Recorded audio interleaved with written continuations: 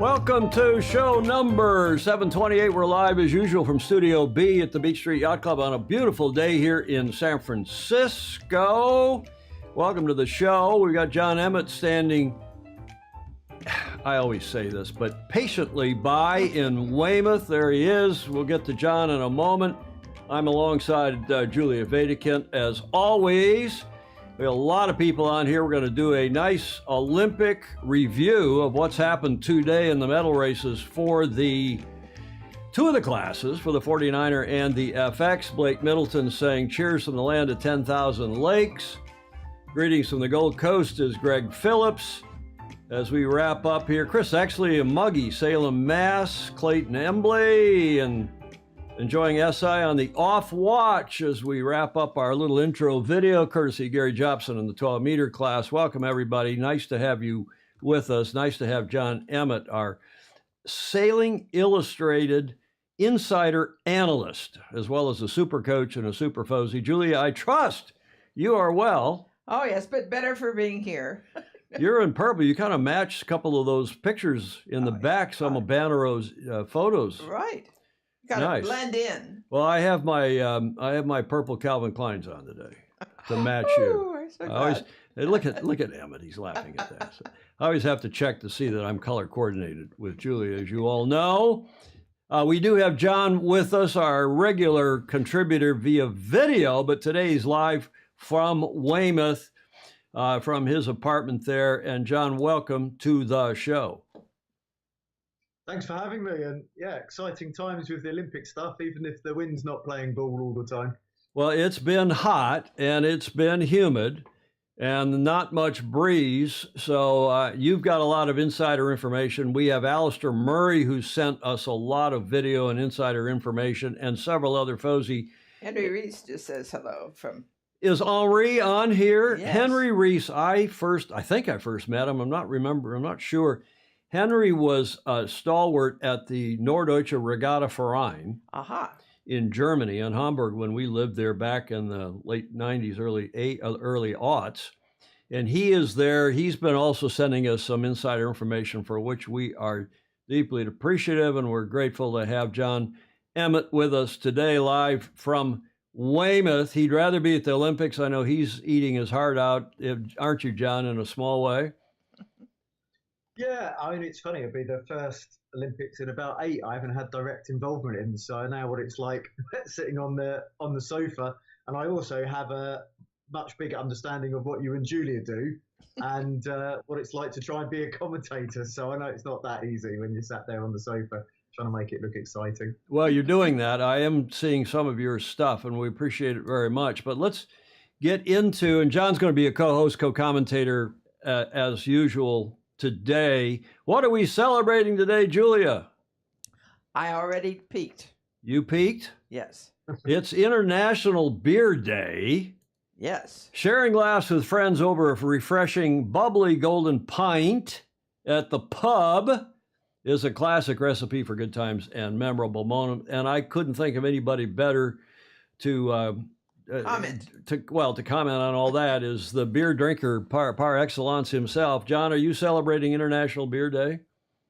Well, yesterday we actually wrapped up the Scorpion Nationals at Castle Cove. The Scorpion's a fantastic boat for families, and a lot of people still sailing wooden boats. So I worked behind the bar, and they said, "What time worked was volunteer behind the bar. And they said, "What time do you close?" And I said, when you go home." So I think they drank to 2 o'clock in the morning and did about 10K over the bar. So yeah, really nice, sociable class. And they had an Olympic-themed fancy dress, which quite a few of them had to walk home in after the event. And I think that was for a lot of the people doing the nationals, that's sort of their holiday. And the social side of it was just as important, or maybe more important, than the racing. And they actually finished. They have the lay day on the final day. So if they get all the racing in, which they did, everyone can get very drunk on the Thursday evening. And then Friday's just a prize giving the drive home at midday, which I think is a pretty interesting idea, really. Well, it is. As we often say on here, the social aspect of our sport is arguably more important than anything else we do. And I know from the various people in Marseille that they say, despite some of them describing the venue as not Gulf Storm, but Desert Storm. It's just, it's out in the podium, as you'll see. I have some slides out in the middle of the sand in the beach. And it's a kind of a sandy, hot, and, not much breeze. So the venue, however, they say is electric. It's alive. It's well worth going there and enjoying the sailing and all the people from around the world who are there celebrating the sailors. Speaking of celebrating, Christopher Gillingham is still celebrating International Rum Day.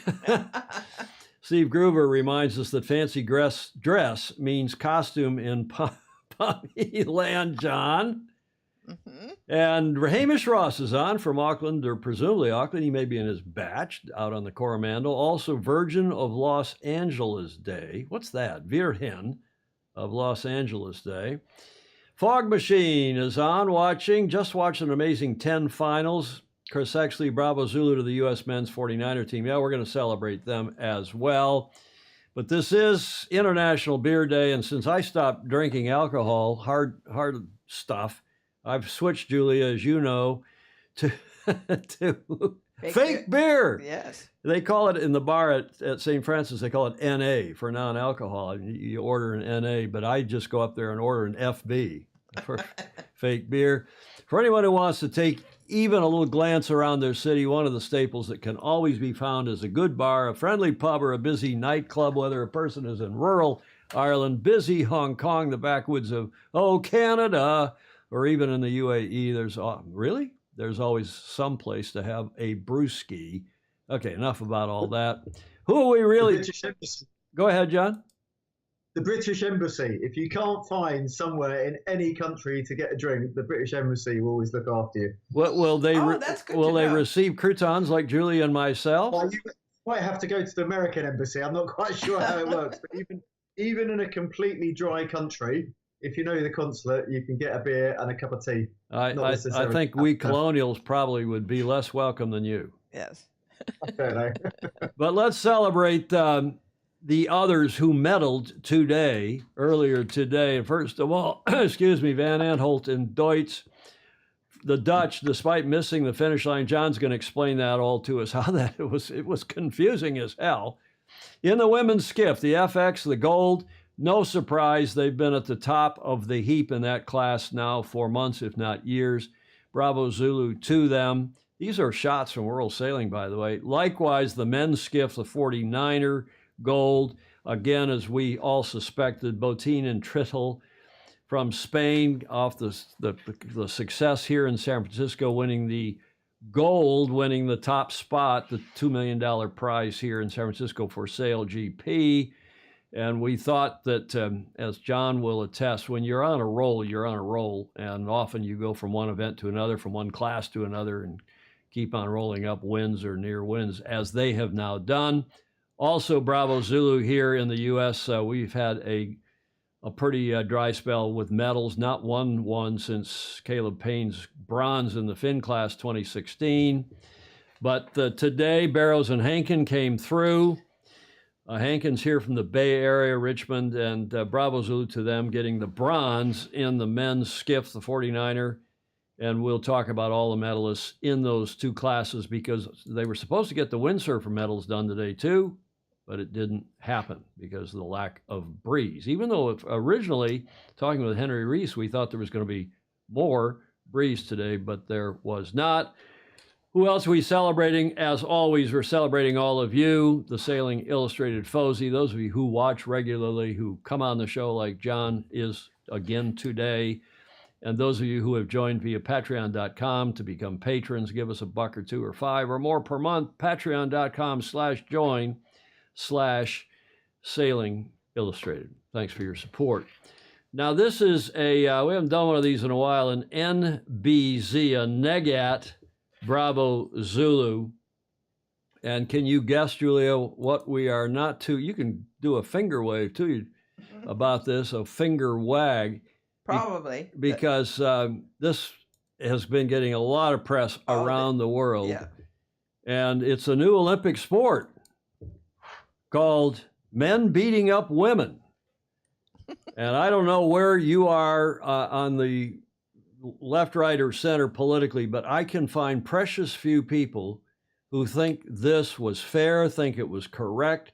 This is a guy with an XY chromosome. I don't know what else is going on, but the IBF, the International Boxing Federation, DQ'd this guy, DSQ'd this guy long ago, but the IOC, for reasons that still boggle the mind, let this guy from Algeria back in. He's got more matches. And this match ended after 46 seconds. The poor woman from Italia took 2 brutal blows to the head from this guy, and she basically pulled out. She quit, and he was awarded the match in boxing. And it's spawned a bunch of memes from, thank you to all of you who sent them in. It's, it'd be funny if it weren't so sad, but some of these, I just got to play them. Calling all mediocre males. Women's medals, records, scholarships, sponsorships are now up for grabs. Live your dream by ruining theirs. That came from Andrew Dolly Davola down in Australia. Yeah. This one came through from another FOSI. Women in the 1950s, women in the 2020s. That came from Graham Sweeney, who's a Brit living in Scotland, as most of you on here will know. And then this, courtesy of the Babylon Bee, I don't know how to pronounce the Algerian gentleman's name, wins first ever gold medal in freestyle domestic violence. The gold winner, freestyle domestic violence. Made history by becoming the first ever Olympian to win the gold medal in this event. That came through, courtesy, as I said, of the Babylon Bee from Bill the Cook, from Bill Cook in Annapolis, Maryland. And finally, I couldn't resist. This one came from Ted Ryman. Who else? In the Republic of South Africa. This Algerian gentleman's next opponent is apparently going to be Michaela Tyson. Not Mike Tyson. Michaela Tyson has been flown in by Team USA at the Paris Olympics. John, we'll give you first comment.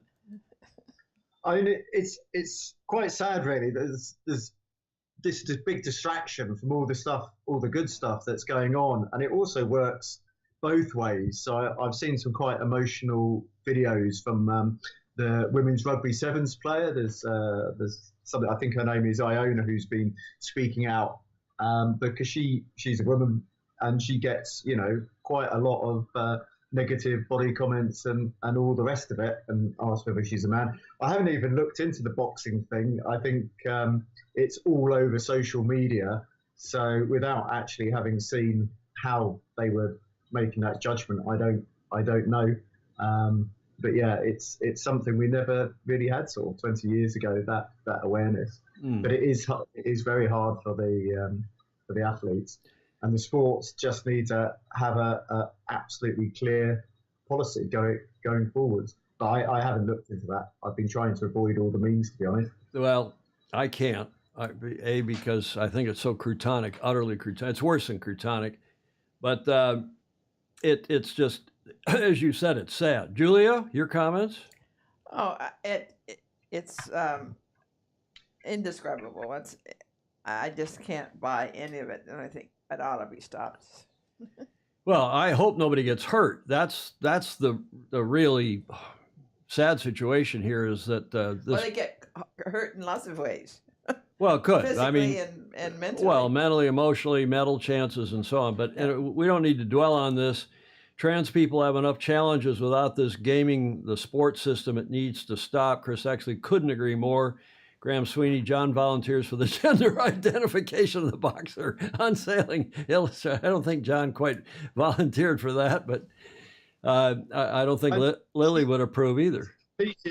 She competed in Tokyo 2020, and I don't remember it coming up then, so I don't know what changed. So I really don't feel I know enough to comment.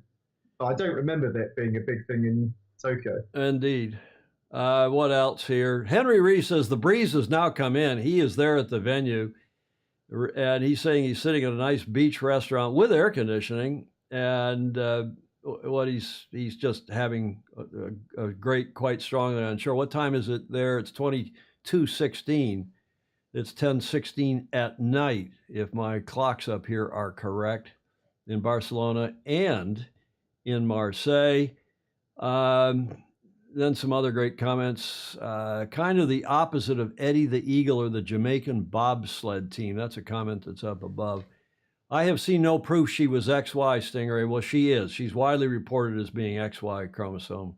And that indeed from the International Boxing Federation. In fact, John and Julia, if they would just let the federations deal with this instead of the IOC coming in, as James Frederick Bland is saying, and they ought to be decertified because this is just croutoning. Google says she was the flag bearer for the closing ceremony at Tokyo. So it sort of makes you wonder why it wasn't looked at before. I don't know. It's been 3 years. She was so tall that was made a good flag bearer. Okay, enough of this. Rick Banner, Ola from Nowhere, New Jersey on a ways walkabout. Well, thanks for joining us. And enough of all of this. That was sent in, as I said, by Ted Ryman. Let's get to the fun part, the stuff we do want to celebrate. In Bravo Zulu to the medalists of today, the newly minted Olympic medalists in the 49er and the 49er FX class. If you weren't with us Tuesday, I thought I'd reprise some photos from Gilles Martin Raget and Jonathan Deves. Just nice photos of the venue. Again, it makes it look really nice. Some of you have said, well, it's not such a great venue. All things considered, you can see that it's pretty sparse. It's Spartan, it's spare. That metal podium had no flowers around it, had no red carpet out to it through the sand. But that's what happens when you're a remote venue, when you're down in Marseille. And if I dare say, it's in Marseille not because it's a great sailing venue. We've all known that sailing in Marseille in July and August is not a great place to sail, and that's why they sail in Lorient and up in Brittany and so on the Atlantic coast. And the four choruses off Marseille, off the Corniche, and there they are. We showed you this the other day. The race committee boats look pretty flash, and the race committee, which they're IROs, they're international race officers, by all accounts, are doing a terrific job. And as is the jury and the umpires, and OBS, which stands for the Olympic Broadcast Service. It's the centralized service covering all the sports, and we'll talk about the coverage in a few minutes. As I mentioned, the jury are out there on their umpiring. Most of these races now are umpired because the relative few number of boats, especially the medal races, are umpired. And if you had asked any of us when we came up with, in fact, the first time I gave the very original umpiring seminar forum at what was then, I guess, IYRU or ISAF, I can't remember what it was, in 1988. It was the end of the day. There's a judges forum, and I was asked to give a presentation by Joran Peterson and the late, great Ken Ryan from Ireland, who was head of the judges committee. And I think Joran was a vice president by then. They said, come tell us what we did, because Joran was part of it did I say Jonathan Deves? Robert Deves. Thank you, James Frederick Bland. I said, here's what we're doing, but don't try this at home. We're just experimenting here. It works for match racing. We got a lot of tuning up to do. And next thing you know, they're doing in team racing, they're doing in fleet racing. Henri van der Out from the Netherlands, who was then the racing director, or about to be the racing director at IWRU or ISEF. So, oh, we can do that and everything, including the Olympics. Mm-hmm. And umpiring has just taken off, and it makes so much sense. TP52. What in ILCA racing is umpire these days, John? Well, the main thing is Rule 42, and I know that the Brits definitely at some point did a couple of 720s that I'm not quite sure what for. I've just been following on Discovery Plus, so basically I'm watching what's available. But I do see the jury do an incredibly important job, and I think they've done a really good job. But I do see the boat wash sometimes ending up in really bad places. You know, when you see the 49ers come up to do a jibe set, and a powerboat's gone through that space. And I think the race officers, I'll take my hats off to them, because they've had a really hard time, because some of the commentary was sort of implying that it was controversial, you know, to abandon these races. And I'm thinking, you know, if the 49ers are only doing a couple of knots, you know, all the sailors sat at home are going to be thinking, you know, why didn't they abandon sooner? So I think they've done a really good job in very, very difficult conditions. I think the problem is, being a race officer, everyone remembers when you make a mistake, and nobody remembers all the times you get it right. So I think they've done a really good job. I think that, you know, perhaps the commentary needs to sort of have that sort of genuine thing, rather than try and make it exciting all the time. Well, yeah, absolutely, fair racing. Absolutely right. Nobody remembers race management perfection. We try at Governor's Cup, for example. We mentioned Dr. Don Becker and his team, you know, daily, and they do a fantastic job. But yesterday, for example, they waited. They tried to keep that race going, and the wind completely on the 49er course completely crapped out. And it was a good thing for the U.S. that they pulled the plug on that race, because the U.S. would not have medaled. And then they got better racing today. And it's just too bad that the politics in a country forces them to go to a venue like Marseille because of, well, I won't get into it further than just saying politics, when, as several of you were saying, it would have been better to be in Hyères or Lorient or tell me where. Just, there's lots of better places. And that's, you know, people in a given country are not stupid. They know where the best sailing is from years and years of experience. And the idea of going someplace and saying, oh, the weather's never like this. Well, it is. And they all know it because they've sailed there a lot. David Price is on, and he's saying the Price Hazeldine compound is going off now in Marseille after today's medal race, sending him to all. I'm not sure what sending him to all means. Robert Deves, yeah, he's making images. He's there taking images, I guess, on behalf, J. Frederick Bland, on behalf of World Sailing. I'm not quite sure. John, Ed Worley, how do the umpires communicate to the sailors? They use flags, and they, right, you're shaking your head, yes. And if you're going to do a Rule 42 against a sailor, you go right up close and personal, blow the whistle, point, do your flag. Is it a red flag? Yellow flag. Yellow flag. Then there's always the big discussion about what constitutes immediately. Yeah, and then they point that flag at that. You have to be very careful in a fleet race. In match racing, one of the boats is wearing a blue flag, one is wearing a yellow flag on the leech of their mainsail, and those are the yacht identifying flags that the umpires use. If they're going to penalize, blow a whistle, put up the blue flag or put up the yellow flag corresponding to the yacht that's been penalized. But I agree with you, John. I think they are, and Blake Middleton agrees, great comment about race officers. Thank you. J. Frederick Bland is against umpires. Okay, you have to tell us why sometime. Ted Ryman checking in, saying hi to you, John Ryman down in Cape Town.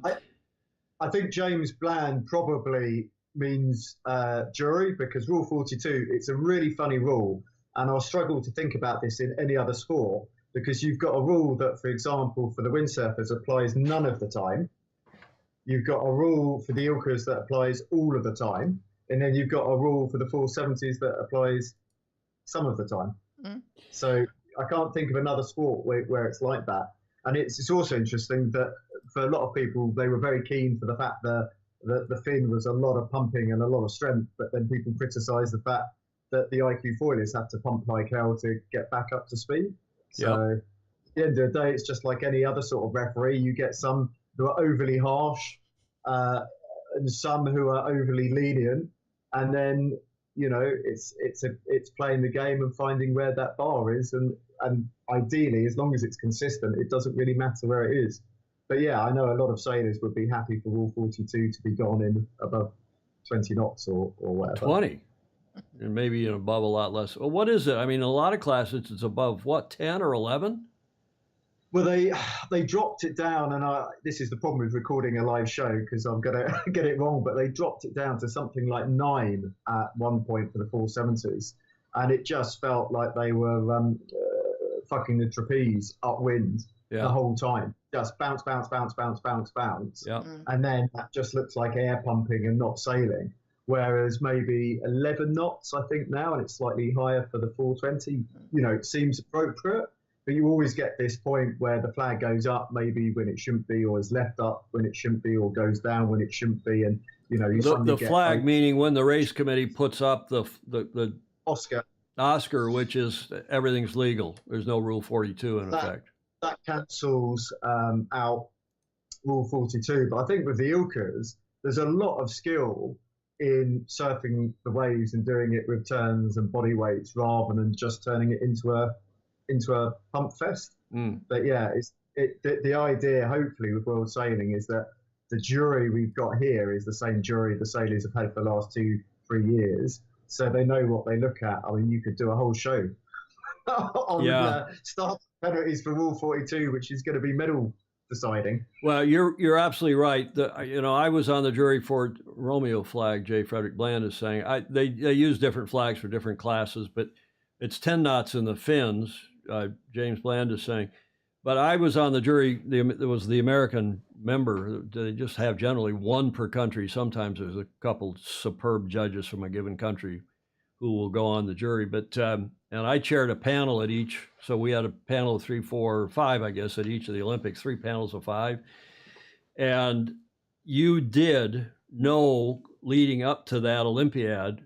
So I did that for 8 years, and you would go to the World Championships of the classes that you knew you were going to be assigned to. So you'd get to know the sailors, get to know the racing, and particularly with the application of Rule 42, it was so crotonic at times, and hopefully not me, but you would see judges, umpires letting somebody go. It's really hard to tell. Really hard to call. You turn your back and they know when you're not looking at them, and away they go, and then you turn around and you see them stop, and all the sailors around them are going nuts. So it's a hard thing. We all agree it's tough. But I would like to echo what Mr. President Alistair Murray is saying, President of Australian Sailing. Very tough conditions, especially when it's so light and shifterly or shitterly, as some of us said. Very tough conditions for race management. Hats off to them. I think we all would agree with that. And by the way, you should go back and look at these comments, Julia. You like to remind us because there are a lot of great comments. Including and especially about the XY incident. Okay, let's talk about the schedule. It was to be medal races yesterday for the skiff. That got postponed to today. Today was to be medal races because they don't want medal races more than one class, more than one discipline on a given day. They try to spread it out. And that is a topic, John, I want to discuss with you at some point, was the bad old days when everybody raced, 7 races, give or take. There were more in the windsurfers back in 84, 88. But when you got to racing, everybody started and raced, say, 7 races over 6-7 days. And all of them counted except maybe 1 throwout, or the latterly maybe 2 throwouts. And then on the last day, you knew who was going to win medals in all of the classes on the last day, sometimes in advance of that if somebody was really killing it and had a great score. But now they're trying to spreading the medals out. So today was the skiff, and it bugs me too that they don't call it the class name because the rest of the sailing world knows that they're 49ers. The mixed dinghy, what the hell is the mixed dinghy? Well, it's the 470. Mixed mully hull is, of course, the NACRA 17, but I digress. That's the schedule. We had today, finally, The men's and women's skiff, we'll get into that in a sec. The windsurfing has been postponed, their medal races, to tomorrow, Saturday the 3rd, and there's the rest of the schedule going forward. Any questions? Blake Middleton is saying, and he's a terrific race officer up in Minnesota. My first big international regatta was 1978. Cork was leading up. Well, not leading up to. That was 2 years after the 76 games in Montreal. In an early race, I was 6th around the top mark, and I got passed by over 70 boats pumping and rocking all the way downhill. It was brutal when Kinetics were just getting started. Go Gray Morris. Yeah, we're cheering for Gray Morris as well, Alistair, but let's look at the sailing schedule up close in case that other graphic was a little too hard to read. I'll put this up on my Facebook page and the SI Facebook page because it is a nice graphic finally from World Sailing with the TV schedule. John or Julie, any comments about that? No. Well, when you're talking about the format, I think a medal is a very, very special thing. And actually, the party we had the other day, Andrew Simpson's kids were there, dressed as Olympians, and brought an Olympic medal. And, brought Bart's Olympic medal from Weymouth. I've got to be honest, that choked me up a bit.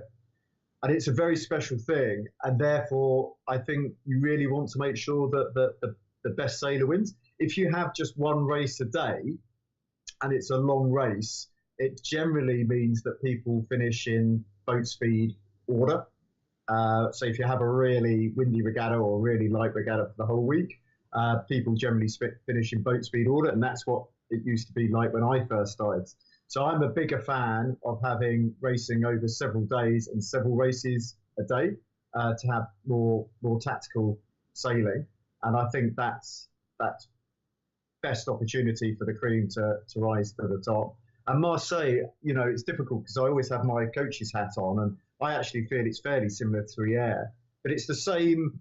It's the same for everybody. Everybody knows what it's going to be like, and weather forecasts are only weather forecasts. I mean, everyone thought 2008 was going to be a very light wind event, and then the 40 minor medal race was decided by who could sail downwind without capsizing. Mm-hmm. And I think 2032 could be the same. It could be a very difficult time of year to sail at that venue.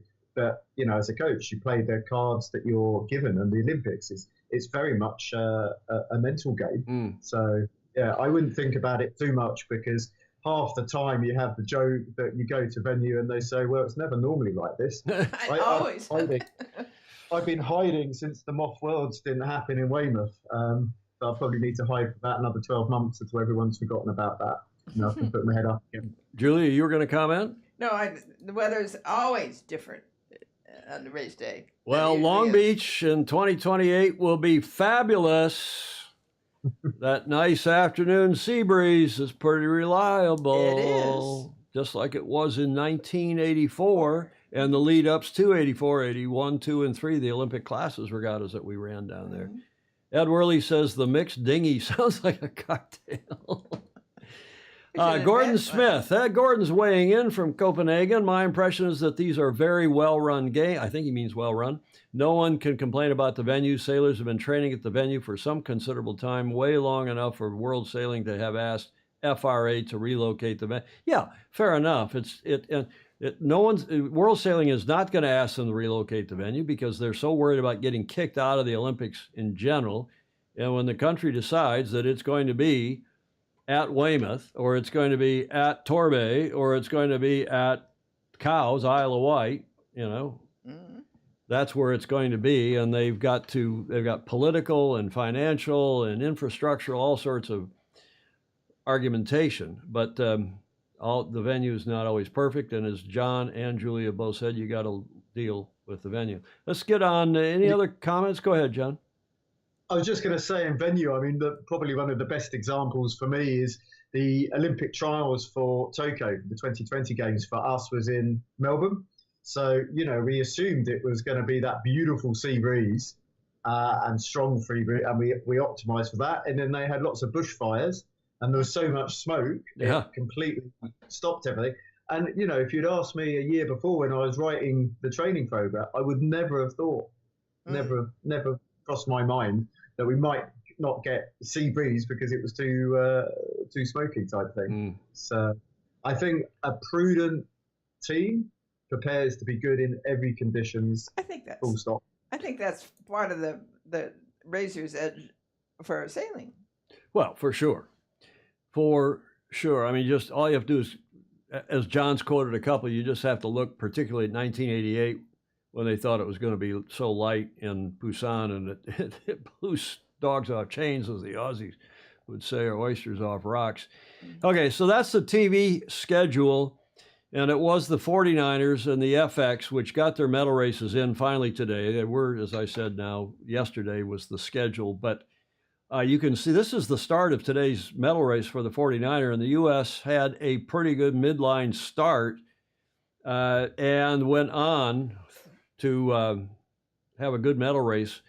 Also, the Dutch, no surprise, Odile van Aanholt and Annette Deutz clinched the first sailing gold medal of the Paris 2024 for sailing, following a hugely dramatic women's skiff medal race. John, you want to talk about it? You saw it on the tube better than I. Yeah, I was just going to say, if you go back to that photo, though, of the 49ers, I can't believe that's the start, because the medal-winning decision, really, for me, was the fact that the Irish boat got dragged over the line, so to speak, by Uruguay. And they had to go back, and they effectively finished last because Croatia, Uruguay, they were all over. Croatia didn't go back; they were disqualified, and that meant they never really recovered from that.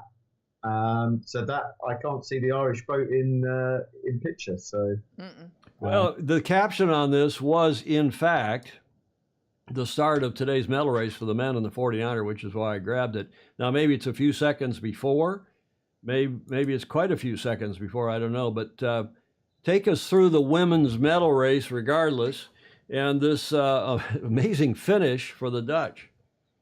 I'm really pleased to see the coach happy because he looked very, very stressed. And I actually know the person in Holland who was doing the Dutch commentary, and I think she was a very, very top sailor, and I think she was probably swearing a lot because nobody knew what was going to go on. So the first thing I'd say, I am so happy the Dutch won. In fact, I did think, if you asked me a month ago, it was going to be a double Dutch, both the 49er and the FX. But I believe there was an injury on the 49er. But yeah, the Dutch girls did a fantastic job and were leading through the medal race. They were just textbook, kept it nice and conservative, nice and simple, nice fast boat. And they thought they'd sailed through the finish line, and they hadn't. And luckily they realised, and because of the change in the wind direction, they were able to drop the kite. They keep on calling it Jenniker's on our comedy. Drop the kite and actually go up to where the finish line was and finish just good enough. So they won by 2 points, just good enough to beat the Swedish. But you could see from their body language, nobody was quite sure how it turned out. And if they'd finished the wrong side the other way, I mean, potentially they could have sailed past the finish line. And that would have been it. I mean, I think they got confused by the catamaran position.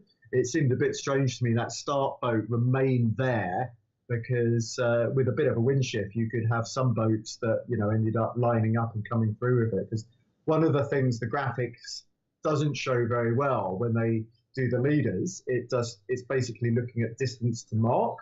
So the Argentinians jibed off very early and came back on a terrible angle.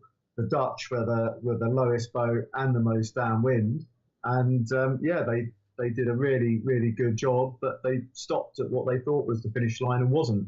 And lucky enough, the boat behind them realised fairly soon, and they noticed and they managed to get it. But I reckon they're probably both very drunk at the moment, and I reckon in about 2 or 3 weeks. Yeah, I mean, all the stories about the athlete village are completely true, Tom. But the what? Say that again. Even on cardboard beds? I don't know about the cup, but in 2 or 3 weeks' time, I had this conversation with Potra, who was Anne-Marie's coach at Tokyo 2020 or 2021 when she made the mistake with the Rule 42. I think it will make that medal that much sweeter for them, but maybe it'll take 2 or 3 weeks for that to go. Yeah, Alistair is right. The tension at the end of the FX race was unbelievable. Can't believe the Dutch went so close to snatching defeat from the jaws of victory. So that's a quick recap of the Dutch medal. We'll talk about the other medalists in that event in a moment, but we're celebrating in earnest as well. Diego Botín and Florian Triddle fulfilled a lifelong dream by mastering the men's skiff to become Olympic champions. And by the way, bravo to the class, the 49er and the FX and the NACRA 17. Those 3 classes are co-managed. And they sent out great stuff today and brought pictures and stories quickly. Ed Worley's asking about cardboard beds. We'll get into that maybe, Ed, in a second. Also, we're celebrating here in the U.S. Ian Barrows and Hans Hankins bronze at Paris in the 2024 Olympics, actually in Marseille. This from U.S. Sailing, the first USA medal in sailing since Rio 2016, which of course was Caleb, as we said at the top of the show, and Caleb Payne and the Finn class. So we are celebrating that. Here are some photos by and I'm not identifying him in case anybody is worried about the insider ink we're getting. Insider info as the men are coming out to that flagpole across the sand, again, in what some people are calling Desert Storm, the venue. And they're not spending any extra money anywhere. There's no red carpet. There's no flowers around the podium. I don't know what so I'm told that it's a green flag, but nobody quite knows. Any of you FOSI know what that flag is or why it is up there on top of the flagpole. The people in the white and beige trousers are IOC French Organizing Committee escorts, I guess is the right word. And you can see the gold medalists are about to step up onto the top platform here. Security in the foreground was very and is very strict. I've heard that from just about everybody. And if you don't have a ticket to get in, forget about it. You're not going to have any real sight lines or anything. There is nonetheless a big crowd, despite the heat, this afternoon after the medal races. And it was apparently a muted, an austere, I don't know how else to call it, ceremony out there in the sand. I don't know, it just looks pretty Spartan to me. But it's a medal ceremony that they won't forget for their entire lives, no doubt. And bravo Zulu to them. So I think it will be remiss of me not to do an absolutely massive shout out for Hamish Wilcox. So Hamish used to work with the British team. Then he went on to work on with a certain Kiwi duo who dominated the 49er. And who won a gold and a silver while Hamish was coaching them.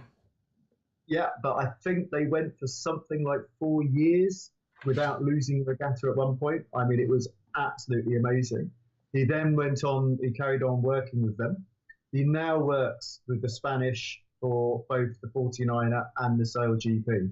So, I mean, he's another medal maker in my mind. So you'll see him if you look closely. But Hamish has obviously done a great job with those guys, and I'm not surprised to see them get to where they are. So they are amazing sailors, but there's always a lot of other people standing behind, helping the top athletes get to where they get to. And the sailors who get there, or any athletes who get there because they embrace all the help and support that they can get. And Hamish is young. I mean, relative to me anyway. Is he a couple years older than you? How old is he, John? Something like that. I don't know. I don't know what constitutes as young. He's definitely young at heart. I mean, he's always winging or being outdoors whenever he can. I think there's a lot to be said for just loving on the water. I mean, my own personal coaching, I'm a very good coach for motivated sailors and actually a very bad coach for unmotivated sailors.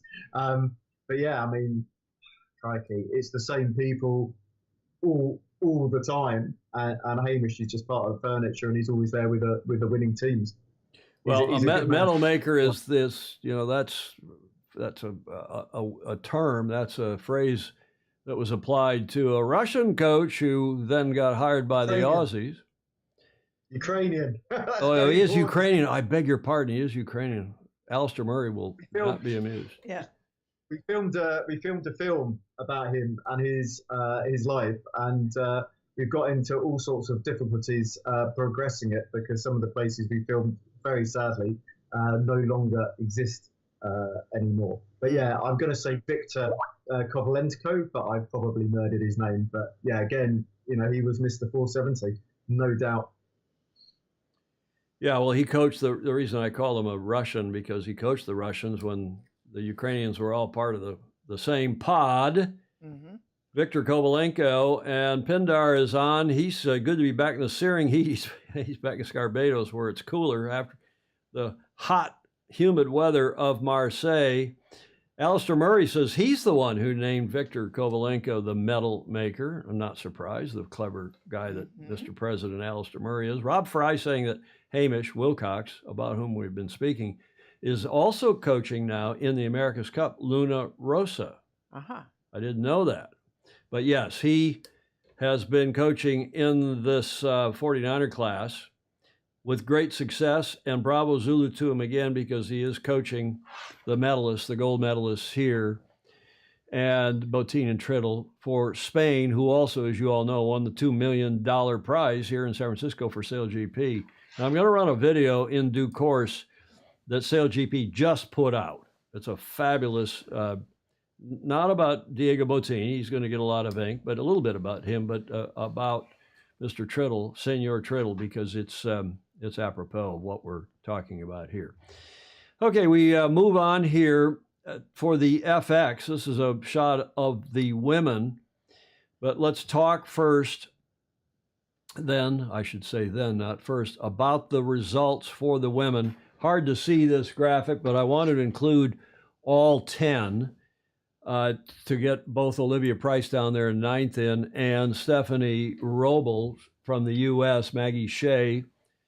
And they ended up in 10th. They got to the medal race, but didn't do so well. They finished 10th in the medal race.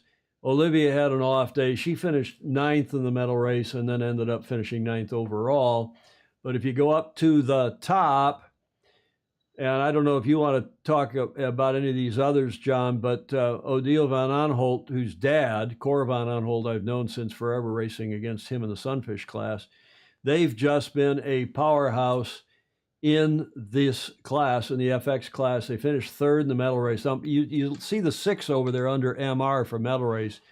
As Julia will point out, that's because the medal race scores are doubled. It counts for double points, and it's low point scoring, thank goodness. So they get 6 points for finishing 3rd. Vilma Bobeck from Sweden came back, won that medal race, and it was close. It was close, a 2-point delta, but no cigar. And a pre-regatta favorite, Sarah Steyart from France, and Charlene Picon, whom you know, John, from Ilka Racing, they had a 6th in the medal race and dropped down then to 3rd, when a lot of people thought they would be either gold or silver. John, over to you. So it was Sarah I used to race against in what was then the laser radial. So there's no unfamiliar names at the top. I mean, one of the big things is the mast manufacturer for the 49er and FX stopped producing masts, boats under 30 feet after Tokyo. So the class had to go back to the drawing board and get a new mast put out. And at the same time, they got those black sails, which are much thicker, much better lasting sails. But I would speculate the crew weight, combined crew weight, has probably gone up by 10 kilos. And that's probably made it hard for some of the existing teams to perform this cycle. Because the 49er, the men's, it's really strange. that there wasn't a single medalist from the last games who carried on. Whereas with the girls, I think you could see the Dutch boat was pretty dominant. And regards to French, although Lily will tell you that there's definitely a lot of pressure racing at your racing for your country in your home country. I do think there is the home advantage is a bigger thing. It's funny when you say about jury. Lily also did jury, and she will tell me that as a jury you feel under an awful lot of pressure because you're very aware what your how important your decision is. I mean, if you look at the Woodward Mark roundings, some of them were very, very close with people coming in at that Woodward Mark. So, yeah, I mean, people fought for every single metre, and I think if you look back over the series, the right people got the medals, which is the way it should be. And I do get the need to try and make sailing understandable, and you have other sports where you have quarterfinals, semi-finals, finals, and you'll probably go on to this later. But I find it very hard to buy into a winner takes it all race. Yeah, excuse me, and sad that our favorites, at least non-American favorites, Olivia Price and Evie Hazeldine, they're our favorites. We've been following them. They're I don't know. I don't remember Evie's ever been on the show, Julia. We talked about what she was once in just in a video maybe. Yeah. In a video when they were introducing the Australian America's Cup, Women's America's Cup team. But, John, these two have been tough. They've been strong. They've hopped back into the class. Olivia, of course, silver medalist in match racing from memory in 2012. And FOSI and her parents, dear friends. And we got a video of the parents, just a brief video with Alistair in Marseille. But back on the Americans for a moment, John Sangmeister's weighing in. He's really happy to see this 49, as am I, the 40, and I think probably most of us connect with American sailing. Really happy to see this. The entire squad worked together to improve and lift everyone's game. They're competing at an intramural level slide out. Intramural level slide out. I'm not quite sure what that means. Shared knowledge and got faster. Developed unique culture focused on everyone improving. We had the privilege, meaning John and his kids and wife there in Long Beach, had the privilege of watching them work together up close.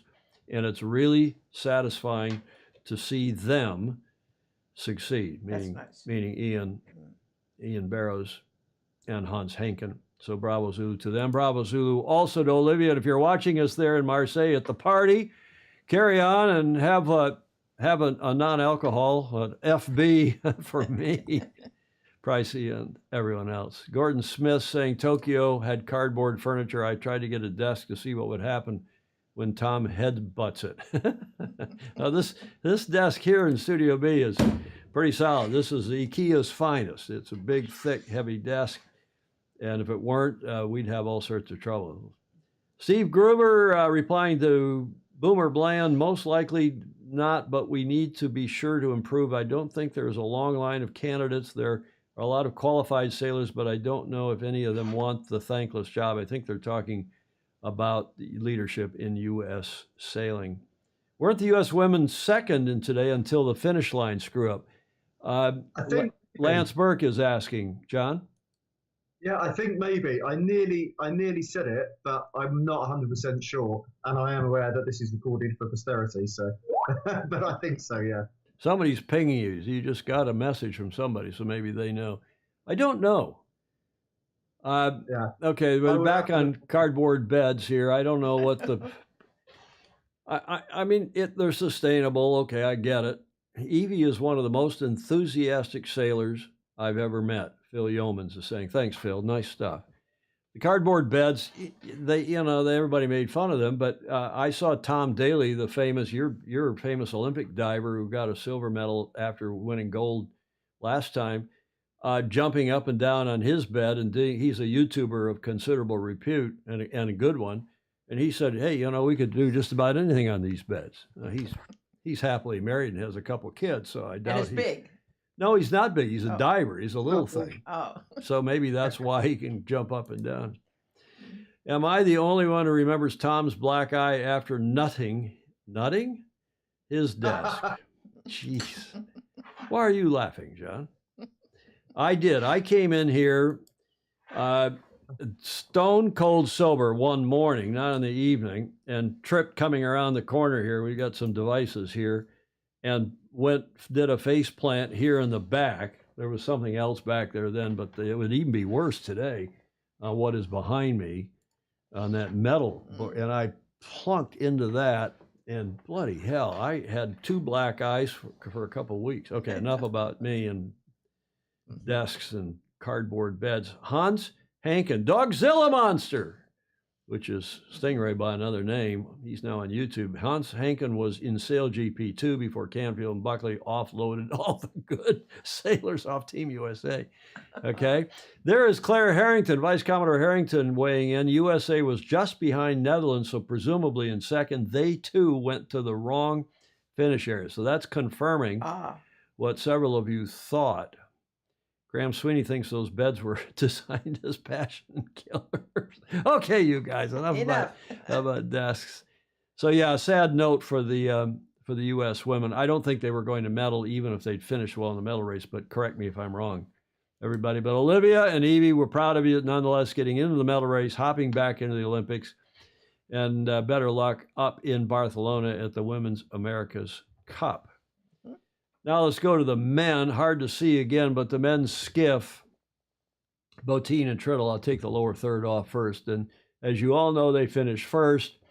And the Kiwis, who had a good regatta, looked for a while like they might medal. They won. I think they were leading at the top at the end of the first day. Isaac McCarty. They sound more Scottish than they do Kiwi. Isaac McCarty and William Mackenzie, although Hamish Ross will tell you there's lots of Scots in New Zealand. Ian Barrows and Hans Hankin, the U.S. silver medalists in third. The Irish, who we also thought were going to medal, Robert Dixon and Sean Wadilove. He's the one with the I in his name there after the first syllable.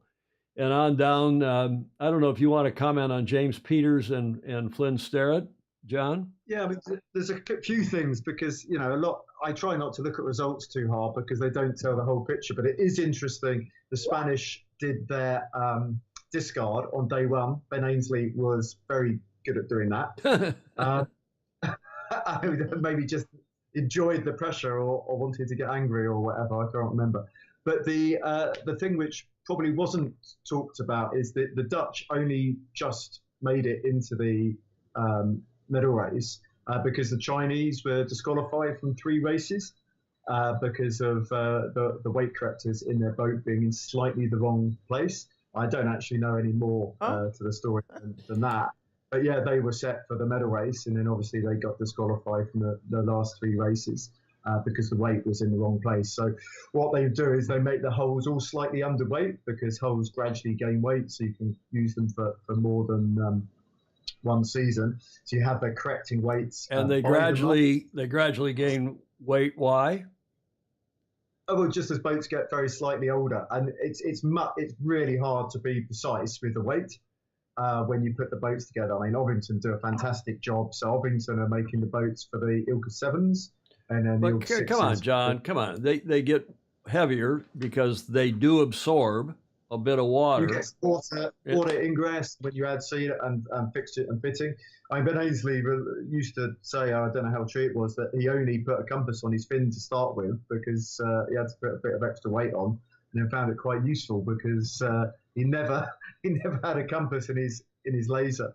But yeah, so the Chinese were disqualified there, and that's a real big thing with the coach. Well, come on, they were disqualified from 3 races, I believe. Yeah, any disqualified. So the Irish, I believe it was, had it last time with a trapeze harness being very slightly overweight, and again, the material as it gets older ingresses more weight. And then you have a specific Okay, way but hang on. machine. I've had pictures. I'm not using the pictures because they're not authorized. I've had reports, including from our Sailing Illustrated insiders in the venue, and there are corrector weights that are supposed to be on either side of the mast, and they were apparently put aft of the mast. And yeah, so whether that was a off. misreading of the sailing instructions or the class rules, or whether it was purposeful or not, I don't know. But apparently it was discerned by the jury that they, in fact, had the corrector weights in the wrong place for at least 3 races and maybe more. So they were disqualified from 3, which obviously, because there's only 1 throwout, right?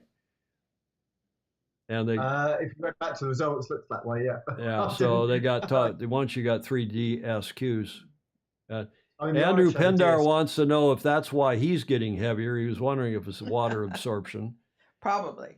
Jonathan Frank, hello, Jonathan. Checking in overall with all the croutonicism that was happening at U.S. sailing over the past years, the U.S. sailors did reasonably well indeed. Well, so far, I mean, we're just 1 medal event, 1 medal of 10 down, two, I should say, 2 down. So let's see how we do. We may have a couple more.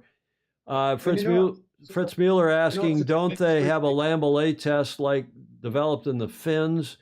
I don't know that. Maybe somebody else does. What is that? Lambelet test. John, you want to explain that, or shall I? I know you go for it. I was just going to say that the weight, the wording, as I understand it, is placement around the mast. It's not been a modification. It was something that was done wrong, and whether it was done wrong intentionally or unintentionally, we won't know. And I would say, with 2020 and the Spies harnesses, I'm pretty sure it was just a schoolboy error, which is very sad. Yeah, okay, we got a couple open questions here. One is, I'm not going to go into the weight placement thing. I've been told certain things, but I don't know for sure, so we won't get into that. As far as the Lambelet test, that is something that certain classes, including and especially the Finn class, it may have been developed for the Finn class, but it's a swing test. It's to check the moments of inertia of the hull. I'm not a physicist, so correct me if I'm not explaining this perfectly well. But the boats, to be sure that the weight is not, when they build the boat, the hull of a Finn is, for example, is not all centered in the middle of the boat, which would help it going through the waves more steadily than boats that have the weight spread out through the whole boat, including into the ends. I mean, all of us that have raced wanted to keep the weight centralized to the extent possible in the boat, not have it out in the ends, because then the boat starts hobby horsing, for lack of a better term. So checks the moments as you've described, J. Frederick Bland, thank you. And remember, he's a nuclear engineer. He went to the Naval Academy and is he was on a nuclear sub. Something wrong, Jonathan Frank is saying. No, something was wrong, and what it was exactly, John. Graham Sweeney said it was not an error, it was a modification. I don't know what it was. I don't think Graham really knows. John doesn't know. And I think the fact remains the jury took a pretty strong decision. Yeah. It was 3 disqualifications. So they must have thought that it was pretty seriously, as we used to say, out of compliance. And the question for me is always, how did they make measurement in the first place, pass measurement, and then actually get picked up later? Because exactly the same happened in 2023 at the World Championships. And we had, between 3 coaches, we were coaching about 20 sailors, and they all successfully passed measurement, all the Emerging Nations program. And then later, one of the sailors who was working with a different coach got points added to her score because her traveller was breaking the class rules. But my question was, how did that boat pass measurement? Because nothing was changed. Mm-hmm. Well, maybe nothing was changed. But with a little sailor from Chinese Taipei, I guarantee nothing was changed. Well, because I don't think she knew how to splice. Okay, but, John. Let's go back to the comments here. J. Frederick Bland, I was the diving officer on USS Birmingham. Is that a boomer, J. Frederick? That's why you're called boomer, I suppose.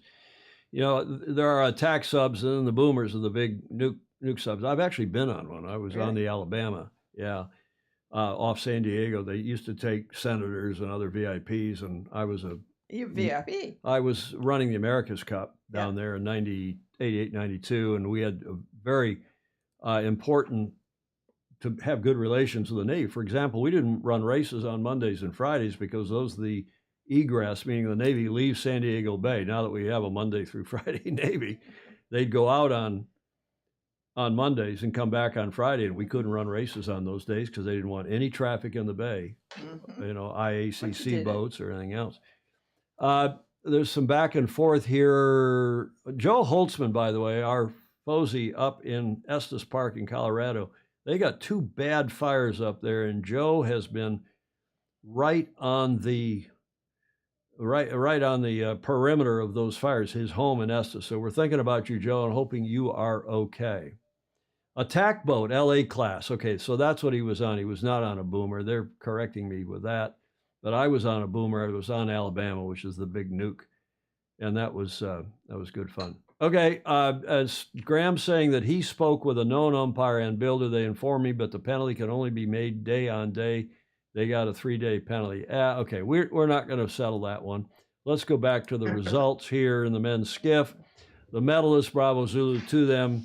Again, Diego and Florian, and then Isaac and William, the Kiwis, and Ian and Hans from the U.S. Here is a shot from a couple days ago of Isaac and William, the Kiwis, and I know the New Zealand Federation really was on pins and needles, hoping they were going to get the big enchilada, the gold medal, and they had a good series. Bravo Zulu to them. And again, they punch, that federation, the Kiwis do, they punch way above their weight. And I guess you could say the Aussies do too, and considering the number of people, the relative populations. But once again, we're seeing what appears to be the Aussies, the Kiwis, the Brits, the Dutch, and now the Spanish coming through with medals. And it'll be interesting to see how the rest of these events pan out.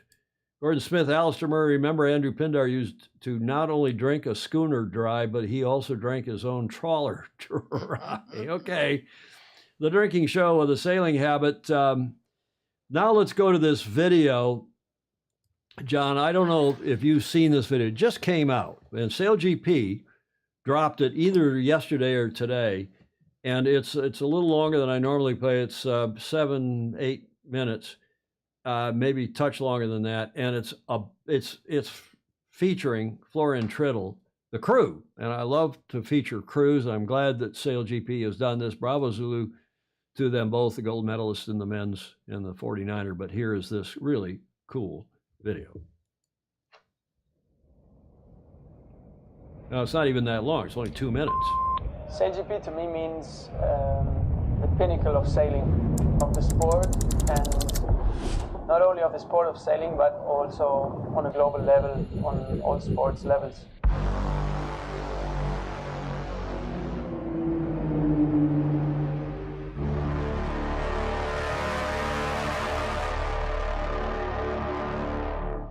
And from a sailor's perspective, no, I think it is a sailor's dream to be a part of this, and seeing it grow and the potential it's got is just so enriching and so promising that you just want to be a part of it and sort of always challenge yourself, no, against the best sailors in the world. So for me, as a humble sailor, from my background in the Olympic classes, Sail GP is something I look very much forward to doing in the next couple of years of my life.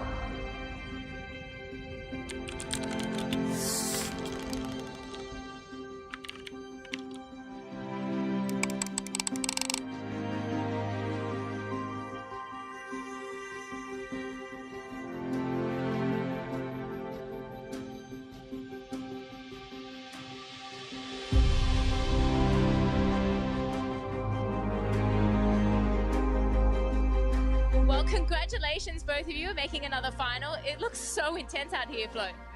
It is super intense, and we can see again, like yesterday, no? You can go from last to first, and it's all depending on split-second decisions, and yeah, it's not easy, but yeah, at the end we managed to, so super happy and stoked for the team with the effort we've done.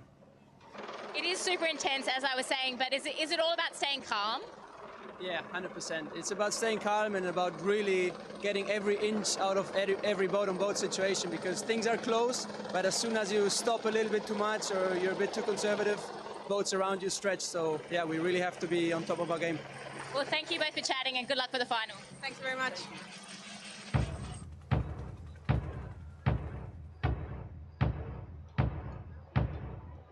Florian is probably the person I spend more time with.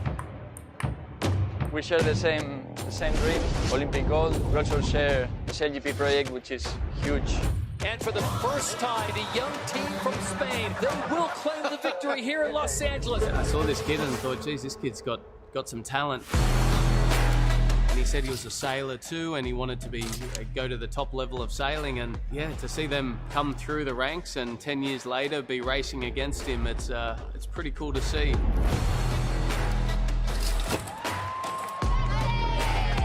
Florian is the core of the team. Is really driven, very determined and a hard worker, and he brings all of those values to the team, and I think that's quite important and a very valuable asset. Esto es Cádiz, esto es maravilloso.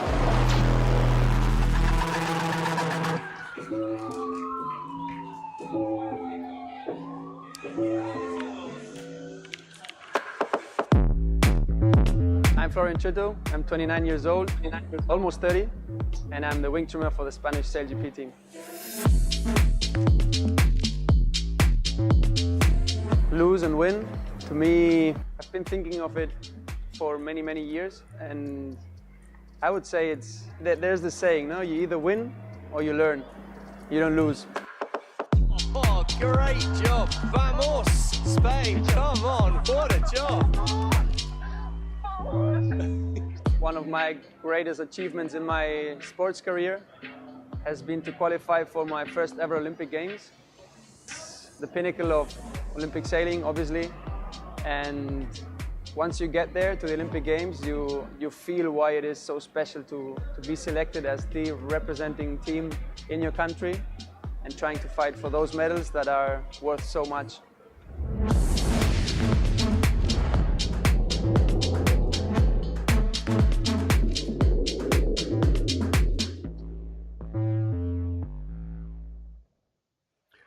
Okay, you get the idea. This goes on for a few more minutes. It wasn't not 2 minutes long, but I will.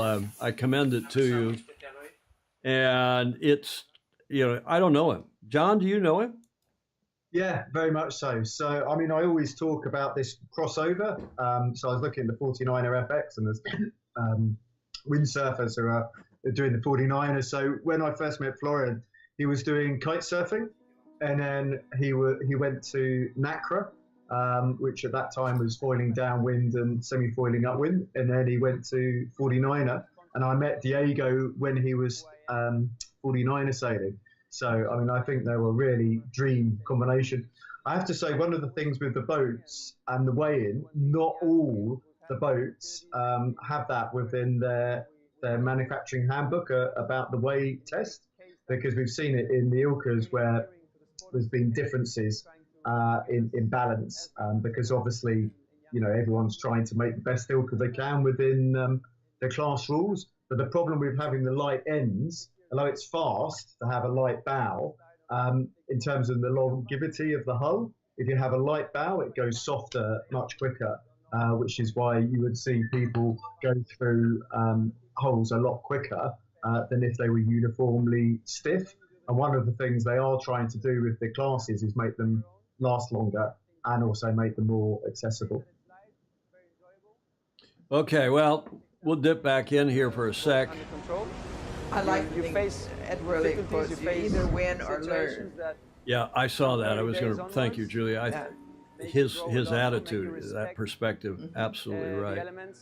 Okay, enough of this. I think we've seen what's going on here, and I commend it to you. It's on the SailGP YouTube channel, and I haven't met him. I don't know him. John, I'm glad you have, and thank you for sharing that perspective, because he looks like a very cool dude. Go ahead. He was always popular in the boat park, whether he realised it or not, but especially with the female athletes. But yeah. But he's popular with the female athletes? Whether he realised it or not, yeah. Okay. I read they need 3 new boats a year on the 49er. Very expensive. Well, is that true? They do need a lot of that. The boat does go soft, and as John said, that it's the big trade-off between stiffness and weight, and the distribution of the weight. Well, there was another comment I wanted to get up to here. Denise Balzac. I haven't seen or heard from Denise in a long time. That's not true. Every now and then she'll comment on my Facebook page. Nice to see you, Denise. She is from the U.S. Virgin Islands. I did a couple of America's Cup campaigns with her. I must give a big shout out to Ian Barrows, who, of course, is from USVI. Hans Henken is here from the Bay Area. A shout out to Ian of the U.S. There's the Flag for his bronze medal. Island boy following his brother's footsteps at national and world level. We are thrilled and proud. And I'll bet you, Mr. President, former President Canfield, Yes. Bill Canfield is proud as well, a former president of the USVI Sailing Association, or Visa, the Virgin Islands Sailing Association, Yes. as it's called. The comments are rolling in here. David James, Spain, Netherlands, Sweden, Norway, Denmark, UK. Maybe what we in the U.S. need is a royal family. But I have to say, Gordon makes a very good point, and please just forget about the UK. But if you look at, I don't know, Denmark and Holland and the Kiwis, there's plenty of countries that really arguably fight above their body weight. So it's not purely a funding issue by any stretch of the imagination, because I can tell you, having worked with some of those countries, they really don't have it. It's a mindset issue. And I get that people are very frustrated with the performance, but it's going to be in my next coaching corner. But it's like the last one, like trees, it takes a long time to grow. So if the US puts a really good system in now, you're not going to see those junior sailors popping up for another decade. So it's really not purely a funding issue. Of course, funding would make everything a lot easier, but when you look at those countries which fight above their weight, you'll see that's not the biggest problem, I suspect. I totally agree, and we can get into that in some detail down the road, but let's don't do it today. Instead, I got some more insider info for you. I want to thank, there's a lot of you on here watching. I'm not going to name you, but we are getting a fire hose, one of my favorite expressions, a fire hose of information, Julia, from FOSI and otherwise. Which is great. Which is exactly another piece of insider info. This is the memo that goes out, the email that goes out to the team in the venue, working the venue. And this is tomorrow's schedule, as you would say, John. And you can see what race course, the various disciplines, the classes. Again, I wish they'd use the class name, but okay.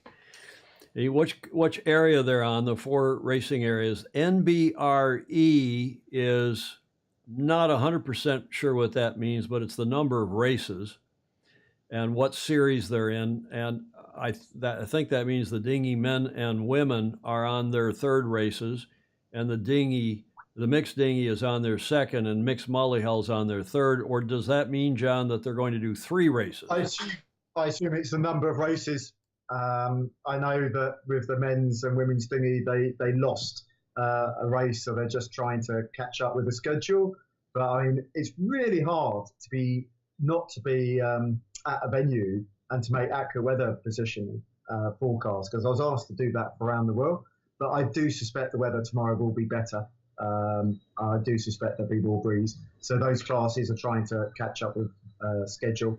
I guess the reason they have the funny title, and when I did the commentator, I found it really hard when you're saying male and mixed 2-person sailing dinghy or whatever, rather than saying 420, is so that they have continuity for future games if the classes change. There must be some rationality, because it's not class. Yes. Okay, John. Okay. Is it? Okay. But give me a break.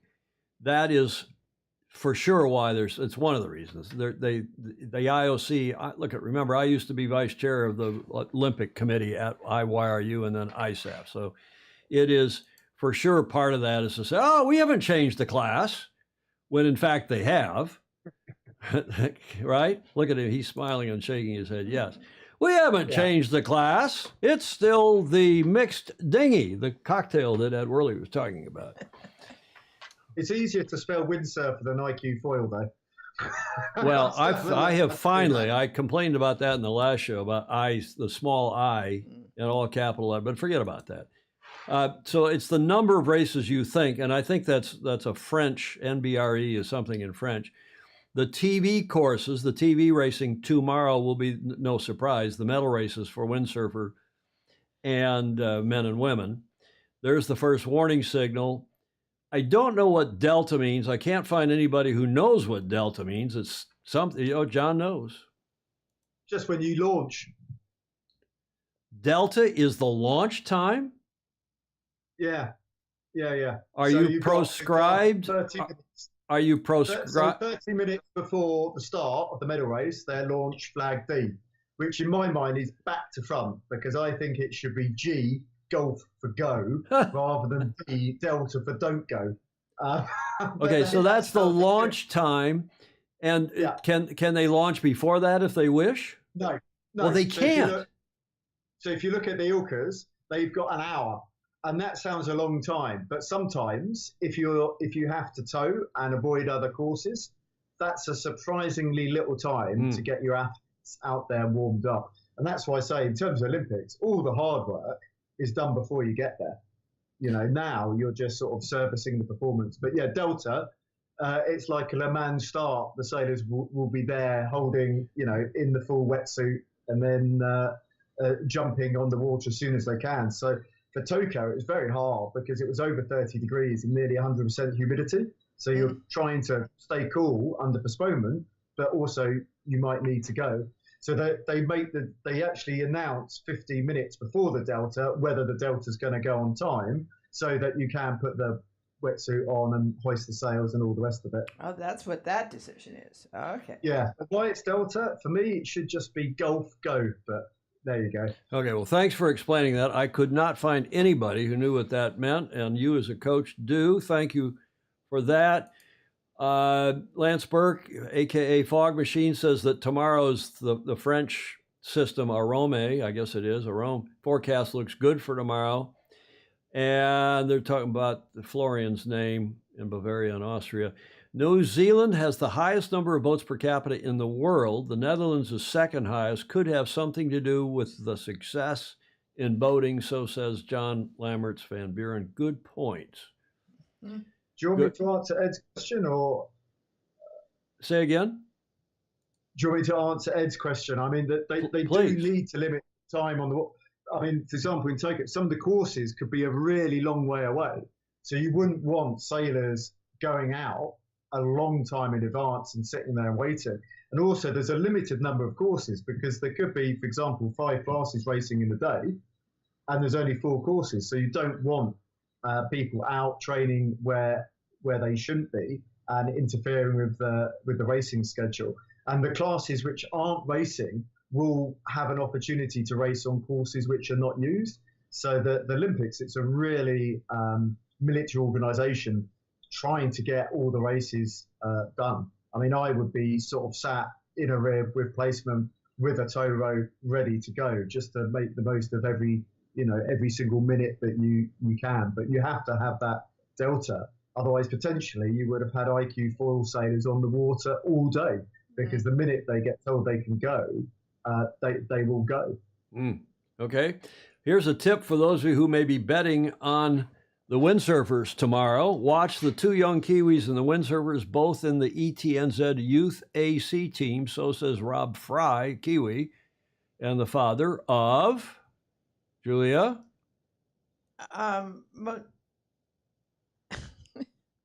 Yes. Leo Takahashi. Oh, Takahashi, yeah. One of my favorite sailors of all times. Now, speaking of the windsurfers, look at this schedule. And, this is completely different.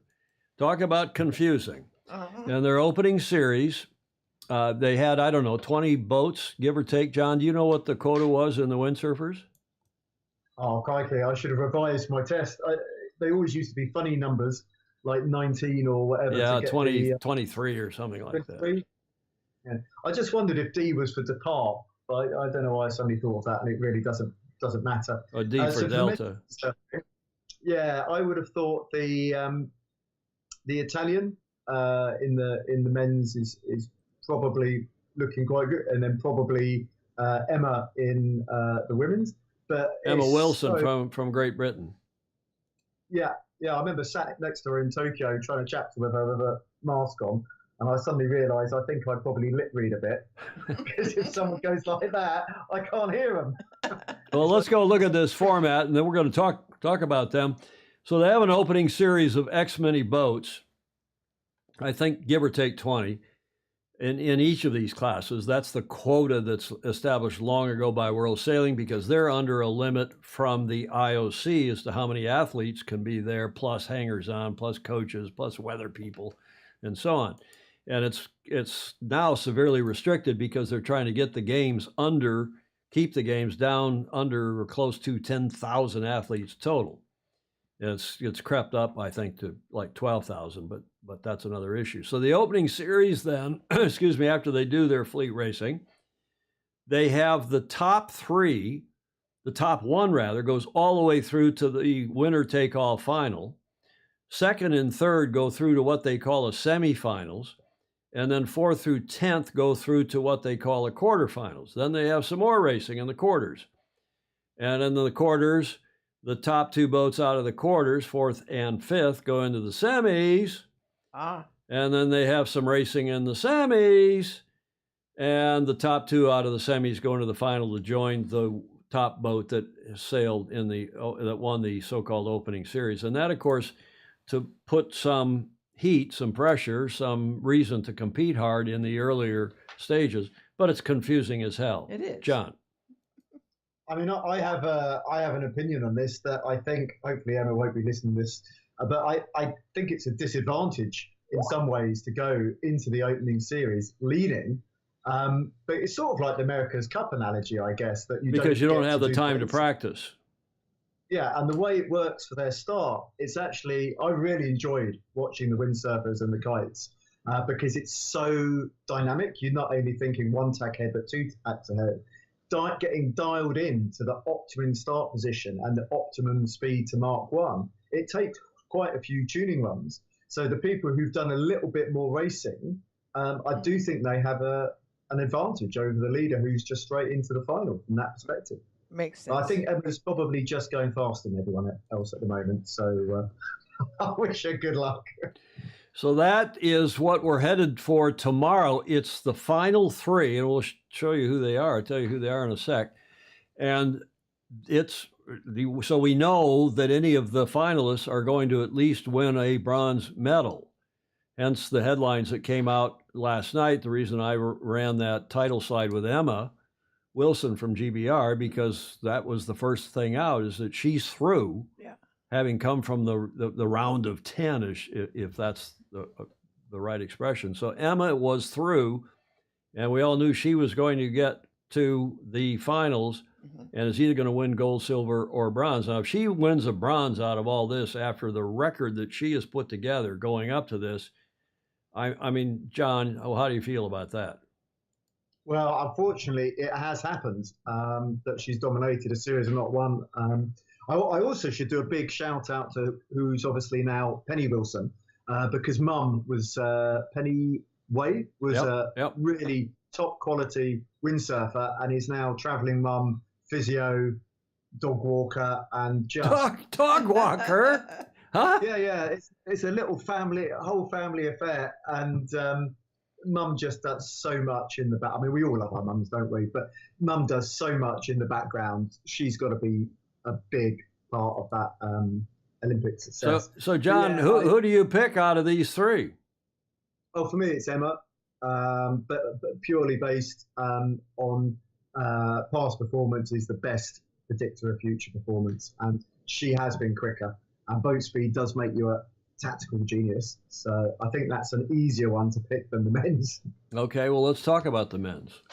Gray Morris also celebrated, and Alistair Murray and the rest of the Aussies are putting that press release out a couple days ago, and a lot of excitement about Gray Morris, a terrific young sailor from Australia, and another Israeli. I mean, look at, they got the Israelis in second place in both the men's and the women's, so they've got something in the water there that helps with windsurfing, apparently. And windsurfing's been popular in Israel for some time. And then another Kiwi, Josh Armit. Well, you see, as I said, the favourite didn't even make it into that position with the format. But I would say one of the things that Australia and New Zealand really strongly have, and also Israel, is a very strong sailing culture. And that's just so important. I mean, I think in New Zealand, sailing and rugby. They're two key sports. The joke, which is probably true with Israel, it's a pretty good place to learn to windsurf because you don't mind falling in the water because it's so warm. And that was one of the problems I had when I coached Israel. They didn't seem to mind capsizing that much. So I took them to Weymouth in February, and funnily enough, they stopped. One, they stopped capsizing so much, and two, they were the happiest Israelis in Parma of the entire team because they thought it was gloriously warm, whereas the rest of the team were complaining bitterly. And you need to remember that these guys will race barefoot as well. But that culture and the success breeds success. So, I mean, Israel's had a strong history of windsurfers. The thing which has happened with the new equipment, again, the weight has gone up a lot. And the Chinese gold medalists, etc., they just didn't really manage to get up to weight. So for the next cycle, they're going to bring the size of the sails down to make it a little bit more accessible. So, John, you don't want to pick a likely winner here? You think that Gray Morris, based on past performance? I think if you look at the scores going into the final series, it was super, super close.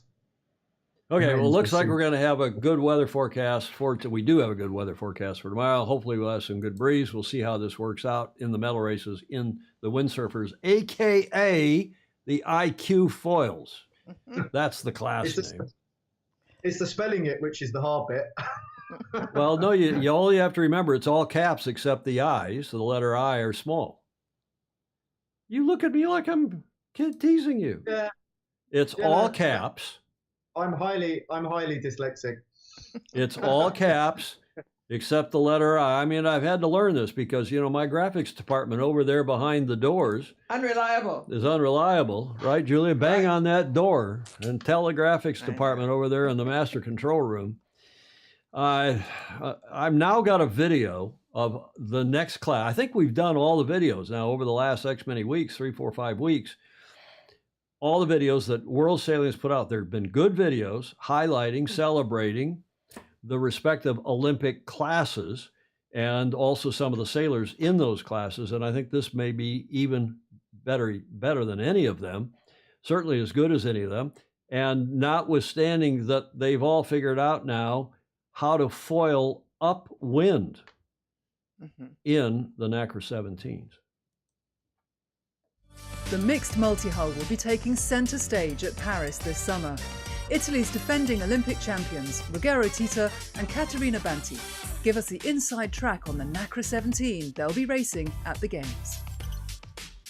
The NACRA 17 is the mixed multi-hull and foiling for Paris 2024. My role is a crew. I manage the rope, I do the speed of the boats and the height of the boat from the water, just moving my body front and back.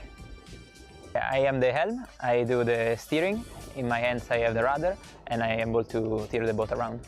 The NACRA 17 is really physical, is a really technical boat and hard boat in some condition. The crew must be strong, quick, agile and really resistant. We have 4 appendages and they are all independent. We can tune it also. It's very technical and also we have a lot of tuning on the sails, on the mast. So when the NACRA 17 gets to 9-10 knots, we can lift the boat from the water, so the appendages that are under the water get some flow and the boat lifts from the water and we are able to fly. The perfect wind conditions are 12-13 knots and flat water, but of course we are racing in different environments, so we take what we get. Marseille could be a lot of different conditions, could be everything, so wave, flat water, strong wind, light wind, medium wind, so yes. We need to be prepared for everything.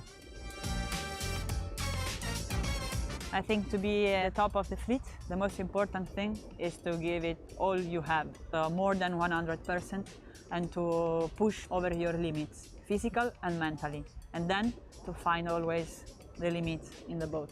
Beautiful, she said everything.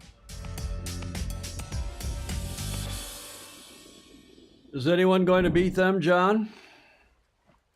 So I'm pretty confident to speak about the NACRA. So I would say I think it's very likely that they will get a Olympic gold medal, and I think one of the other medals will probably go to the British team and their training partners. So it's a bit like 2012 where the Australians and the Kiwis were training partners in the 49er class, and then obviously they both came away with a medal. So there's been a tiny change to the class, but it's made a massive difference. So it's really unusual, but I'm struggling to think of another class where this is true, not to have appendage in the water that adjusts the height. So if you look at a moth, you've got like a little prodder that goes along the water and it adjusts the height of the boat up and down. And if it's really wavy, it can be quite difficult. But you've got that mechanism to adjust the height of the wave with the little prodder. The foil adjustment is purely done by the crew, stepping forward and stepping back to change the angle of that foil. So you see the crews dancing, and that's just, they are incredible athletes. I mean, it's just amazing to watch, especially on a really puffy day in a sloppy sea state. John Smith. But what they've done now is, before you had a rudder which was in a fixed position, so you couldn't optimize for upwind and downwind. Now that just a small change means that they can fly upwind and they can fly downwind, and that's really changed the game. And the first teams to start doing that, surprise, were the Italians. And I think going into this competition, they're still that far ahead of competition. But it's amazing. It's a small change. It's not like the 49ers where they literally have a completely different rig, but it's made a massive difference. Fog machine, Lance Burke, a friend in this class, doesn't think, and Lance is a St. Francis member here from the Bay Area, a friend in this class doesn't think that anyone has rung full potential consistently yet. He's aiming at 2028. I'm sure that's true, Lance. Fritz Mueller, have to say this has been a great show having John aboard. Absolutely. Julie, you agree? Mm-hmm. Well, you know, John's a crouton like the rest of us, but a good crouton. No, John's great. Thank you. And I'm glad we teed this up, I guess, last week, didn't we? Here's the broadcast. I finally have found a broadcast schedule after almost a week of what's being covered, at least in this country on NBC. And I think that is indicative of what would be covered in your countries as well, because the OBS, Olympic Broadcast Service, is covering these races, and NBC is picking them up on their streaming service called Peacock, which means I assume that other countries can pick them up on whoever the rights holder is in your respective countries. And I doubt that there's any other coverage other than this. And I think NBC's doing a pretty good job of covering it, notwithstanding that poor old Gary Jobson is in a sound booth in Connecticut alone, watching a monitor and trying to commentate from afar. We should send him a sandwich or something. Well, the poor guy, even if he had John sitting next to him, somebody, I mean, Gary's very knowledgeable, Gary's very good, but he's still a bit a babe in the woods without an expert like John, who's around all these classes and people all the time. But nonetheless, there's been a lot of criticism of Gary and his commentary, but having done a bit myself, I can tell you, I mean, firsthand how difficult it is. But I think he is doing just fine. All things, and he's not only that, but it goes on and on and on, and he's being told what to do, and I'd go nuts. J. Frederick Bland, I haven't seen anything on. Oh, yeah, I haven't either. I saw one brief thing somewhere about Daniela Moroz. It was a little feature package somewhere, I think, but I have not been watching NBC. Except I have been watching it at night, but that's going to cover the big sports that are popular, at least in this country, which of course are gymnastics, which have been fantastic, the men's and the women's. And we're going to see a lot of basketball coming up, even though our basketball team will probably clobber most everybody else. They've had a couple close calls. And swimming is hugely popular all over the world. So we're seeing, what are you seeing in the UK? Well, I only watched the sailing. I was just looking at James Frederick Bland's comment about body shaming. I mean, unfortunately, there was some going on in women's rugby, which I thought was just incredibly unfair. I must have missed that completely, but I don't know what that comment was. A couple others here. Baton Rouge is Baton Kennon in, normally he's in South Carolina, in that state, in Savannah, in that area. The young folks are not amused with Gary's commentating. Well, again, okay, he's not, totally up to speed. It's like Andy Rose and myself sitting there with some of the young kids we bring on, including Matt Whitfield, who's a lot younger, who know all of the latest, jargon. Mm-hmm. And characters. And, well, we know the characters arguably better than they do, but nonetheless, they know all the latest jargon and some of the phrases that, but to be fair to Gary, he is also having to do the job as an expert commentator and a color commentator, play-by-play commentator, but also make it interesting for non-sailors. Mm-hmm.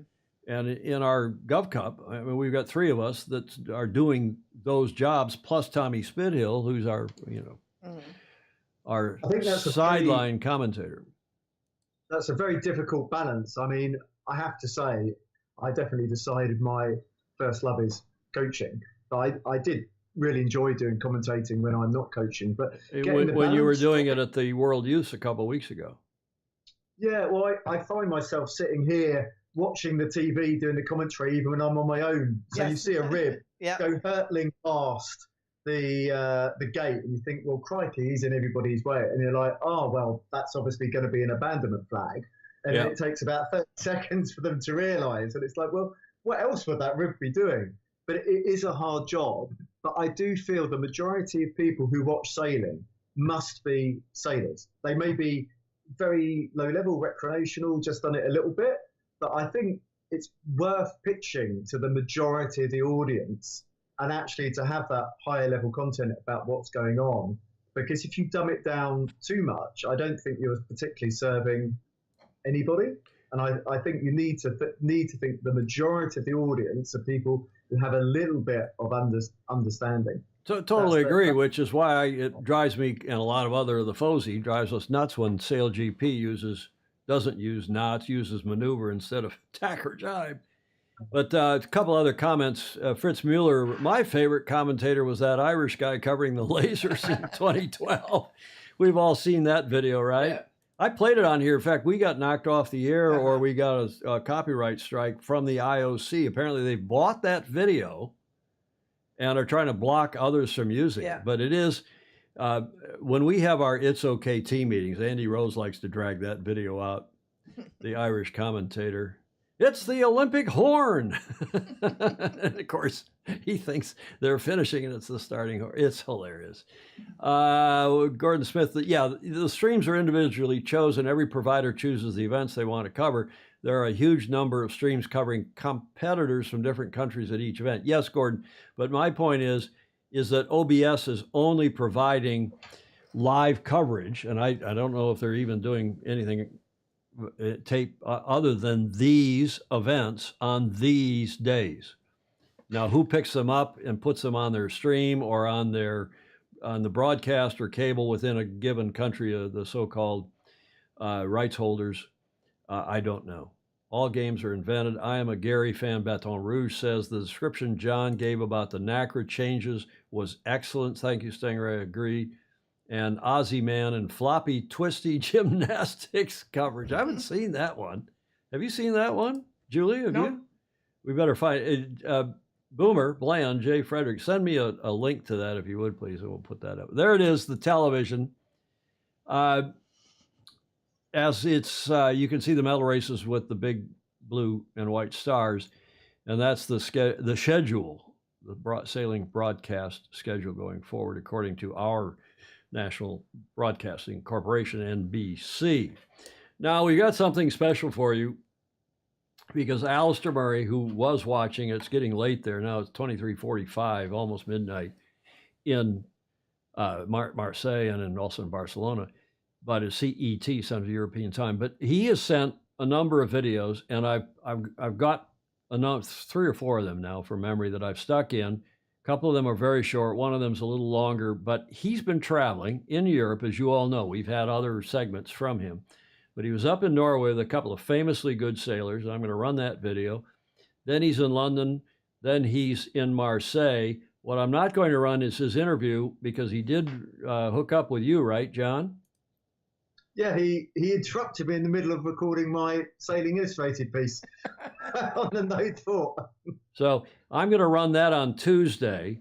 But we've now got some AAAAs plus AAAA and Andrew Pindar coming up now from Alistair Murray.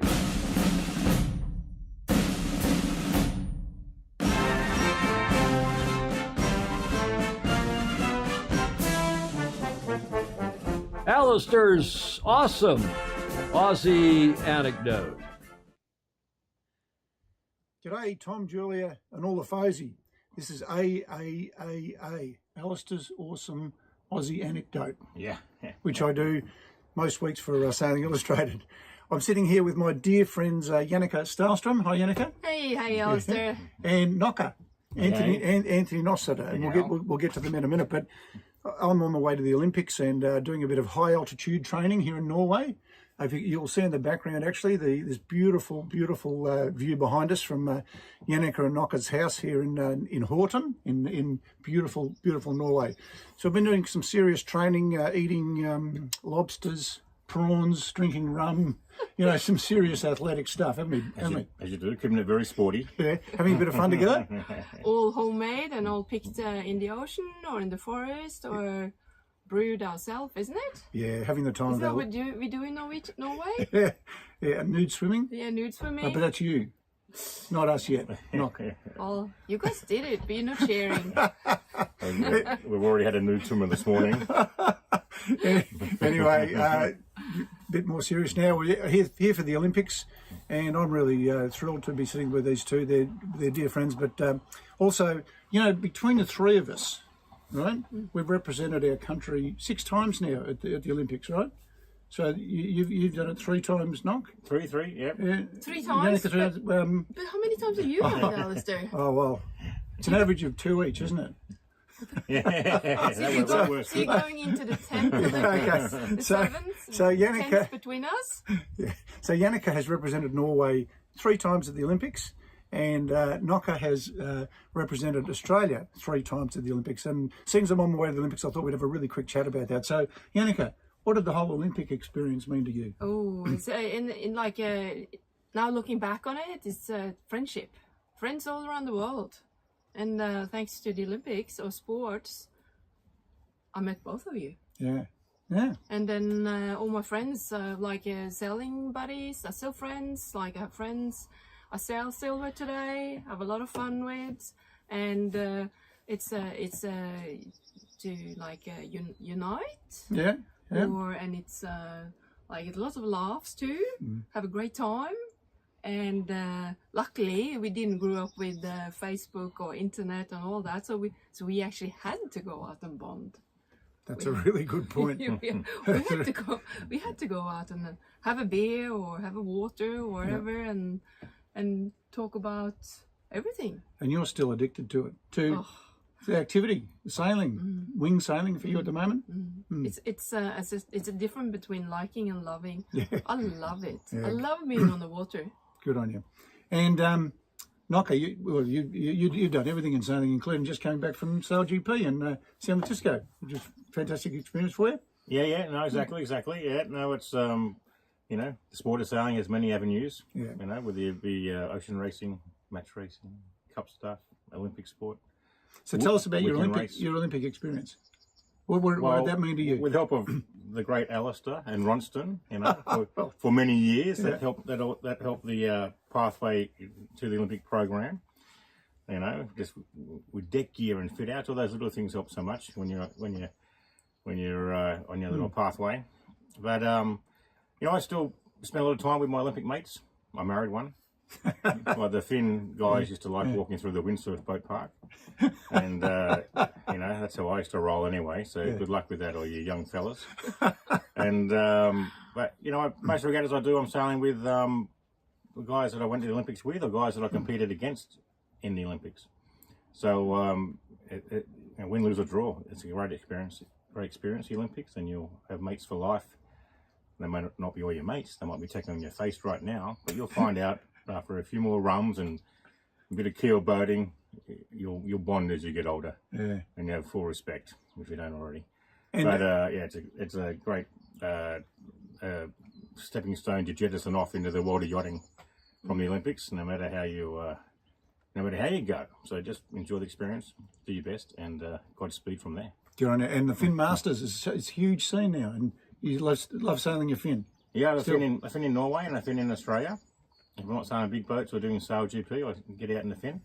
And there's not a lot of Olympic classes you can sail when you turn into an old fella, but it's nice to be able to jump in the fin. And there's more boats sailing now in the seniors tour than there was when it was Olympic class.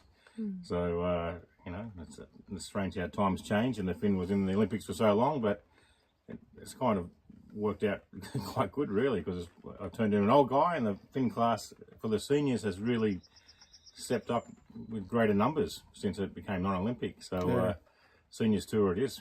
Good on you. And great cross training for all the other sailing, just jumping in your fin, solo program, and it's also a sport you never grow out of. Yeah. We just change a little bit color on the hair and stuff, but we don't grow out of it. We're just still loving it, like. Yeah.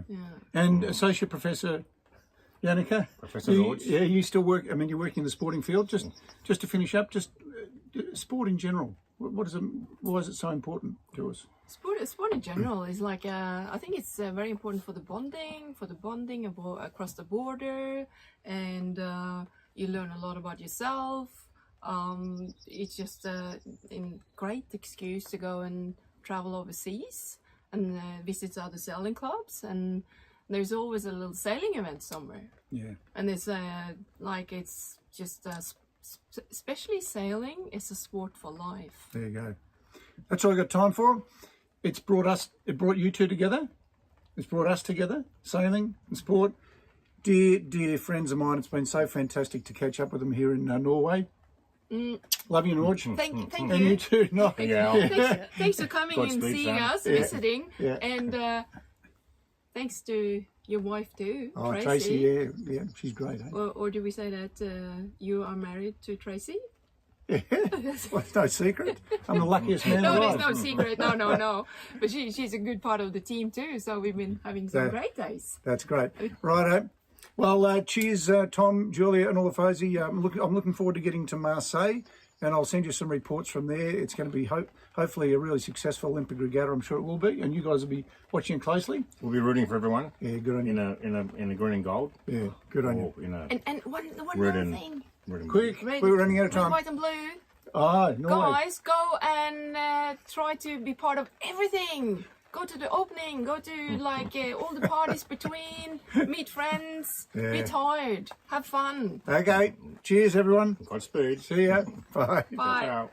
I want to be Alistair in my next life. I know. Vanero is saying, and John sitting there grinning from ear to ear. Julia's talking through this whole thing. She's talking to Alistair and commenting, responding to everything he's saying. She just loves Alistair and you, John, and all of you who are Brits and Aussies and Kiwis. Bloody hell. John? It's an interesting point, because when we were in Garda, we were there for the Youth Worlds.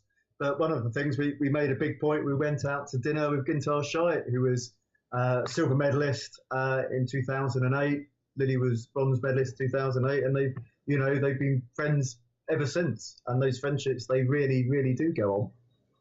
Yeah, you only have to listen to Paul Henderson and some of, he's closing in on 90s, 85 or something like that. And others who, you start to outlive your friends. Even I at 70 am doing that, but lifelong friends, not from high school, not even from college so much, couple, but from sailing. People who you grew up sailing with, against, and what a fabulous sport we have. Thank you, Alistair, for that. That's just one. Now we got a photo. John, tell us, is that in Portsmouth, did you say, in the tech check? I think that's in Falmouth. Oh, Falmouth. That's Rita. Yeah, no, I think that's Falmouth. Man, what's Rita? Ben's boat. Ben's boat's always had Rita in. Like Britannia. It goes back. It goes back to it's an optimist world. It'll be a much better story if I can remember it properly. But it was his girlfriend's name. Are you sure? Anita. I think he said that once. Well, that may be apocryphal. John's shaking his head. No, I think it's like a jacket his mum got him or something strange. We're talking like 30 odd years ago, so it's quite hard Rita. to remember. Yeah. So I think he close to the wind. It must be in close to the wind. Julia, we hope to. We're sorry to shatter your the meter maid, lovely Rita, meter maid. Yes. Remember that, the Beatles song? I don't think it's from that, but who knows? Henry Reese just checking in, saying wind 30 kilometers per hour, gusting to 55 kilometers per hour predicted for tomorrow, with a high of 35 C. So there's your latest forecast from Henri Reese, who's German and French and I don't know what all. The guy's very smart. Now here's another one. Tom, Julia, and all the FOSI. This is AAAA, Alistair's Awesome Aussie Anecdote, being brought to you from Marseille. I thought I'd send you a couple of videos. The first one will be a bit of fun. It's a bit about the warts and all of the Olympics, and then I'll give you a bit of a sailing update, which I know you're going to be getting a lot of sailing information on anyway. But I'll give you some warts first.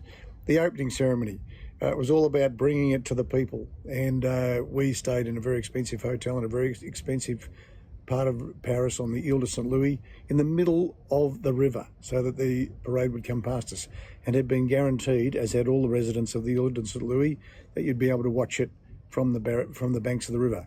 None. Barriers, police, military everywhere. Everything was blocked off. We ended up watching it, the opening ceremony, on TV. The opening ceremony itself, it pissed rain and just didn't stop, and that would have been pretty tough. So perhaps I'm glad I didn't have tickets, and some questionable content perhaps in the parade. Lots of discussion about that. The next day I went to the equestrian, to the dressage event, and all it did was rain, and I didn't understand anything that was happening out there anyway. It wasn't a great day. Other thing, I guess, just barriers absolutely everywhere. Around Paris, very hard to get around.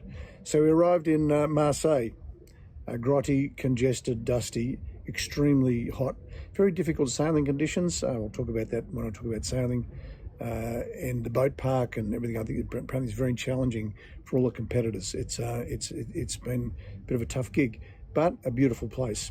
I went to the soccer yesterday, women's football, and watched America beat Australia. But because of the bloody traffic and congestion and general mayhem around Marseille, I didn't get there till half-time. Thankfully, I didn't miss a great match because we lost anyway. That's some warts. Now some all, because it's warts and all. Some all, for me, some highlights. Grace Brown, the Australian, winning our first gold medal in the women's road race. As you know, I'm into cycling. Jessica Fox, our amazing paddler, winning 2 golds in canoe and kayak. The volunteers, Sydney was kind of famous for the spirit of the volunteers and how friendly they were to visitors. In France, it's the same. They've all been wonderful. You leave a stadium and they all wish you a happy evening, or au revoir, bonsoir, have a great time, glad you enjoyed it. It's really great. The beautiful coastline. Pretty difficult to see it here, but if I pan around, this is from the balcony of my hotel room, and it is absolutely a beautiful place to be. You'd probably notice, actually I'll stand up, you'd probably notice that there's not a lot of wind behind me, because it's about 11:30 in the morning. We're racing today, but very, very, very little wind in evidence. So, what else? What else has been a highlight? The coverage of sailing we've been able to access. I mean, it's really been great here. It's been a great experience, and I'll send you another video, another AAAA immediately following this, which will give you a bit of news on the sailing. So, from me in Marseille, over and out for now. Cheers. Bye. One thing about having sailing at a different venue from the other sports is that you do take over the city in some respects. You do. They're calling Marseille sailing the Marseille the sailing city, and I don't think there are any other sports there. Do you know, John? I was just going to say, I just got something in my ear from our research team, and Rita was the badge. It was the badge his mum sewed on his buoyancy aid to wish him good luck at the Oppie Wells. It's better yet still, Graham Sweeney has weighed in. The origins of the name Rita, that boat we were looking at of Ben's, Sir Ben Ainsley's, date back to early 1990s when Ainsley's mother visited the Church of St. Rita during a youth regatta in Tenerife in España. So moved, his mom brought back a keepsake for young Ben. Where'd that go? Young Ben, though it is not known if the gift was because Rita had acquired the reputation as a saint of impossible cases. Isn't that lovely? What do you think of that, John? Yeah, I mean, Sue and Roddy, they were very much part of the class, and Roddy was with Ben all the time growing up, and yeah, it was. I think Sue just got it to wish him good luck, and then I think all the other kids remembered it more than Ben. So Ben leaned into it, and yeah, Rita is stuck. His wife's called Georgie. She's the presenter, but I don't think a television presenter. Indeed, she does a lot of their presenting for the team, for the America's Cup team, and for SailGP team. Okay, now we have one very brief video from Alistair with some other FOSI. Okay. G'day, Tom, Julia, and all the FOSI. This is AAAA, Alistair's Awesome Aussie Anecdote, with my buddies, the Prices. Hello, Tommy. Hi, Julia. We love you. Our favourite Sailing Illustrated show. Go Olympia Evie. Yeah, go Olympia Evie. We're just checking in to say hello, and we'll let you know how they go. We love you, Tom. Missing you guys. Catch you. Okay. I don't know if they've had anything to eat or drink there, but they seem very relaxed and very happy. They're having a good time, and that's what's important. They are indeed. The Prices, David Price there on the right, who's had some health issues, and he looks like he's alive and kicking and then some, in good shape. And Christiane Price, the mom of Olivia and the dad of Olivia, and my T-shirt that I wore during the show the other day. It's very distinctive. And the hat. So I got that same Paris hat. Alistair Illustrated. You think that's something, Ted Ryman? We got one more, but the FOSI are strong across the planet. And here is one more video and one more FOSI. Aha. G'day, Tom, Julia, and all the FOSI. This is AAAA, Alistair's Awesome Aussie Anecdote. With Andrew. It's AAAA with Andrew. I'm sitting here with Andrew Pinder, and what a great pleasure that is. How you going, Andrew? I'm good, yeah. I'm just delighted to be here in the stinking hot sunshine of Marseille, but it's great. And here I am being welcomed into the Australian social base with friends and family. You're one of us. Well, I feel as I am. But as I've noticed, so are quite a number of other nations who are proudly wanting to come and avail themselves of your kind hospitality in this lovely little base you've got. We've had India, Fiji, Netherlands, other nationalities in here today with us? Well, probably with me you get Northern Ireland, Scotland, Wales and England. So, you're covering quite a few there to make Great Britain. Yeah, it's great to be here, isn't it? So what are you seeing as the highlight so far for you, Andrew? Well, the highlight is that it's not raining. It's certainly did in Paris. It's definitely not cold. And it also, I think, for all of us who are involved in this sport for a long time and hopefully will remain so, we're casting forward, aren't we, and lessons learned from event to event. So, looking forward to Los Angeles already and see how our respective teams can do against each other.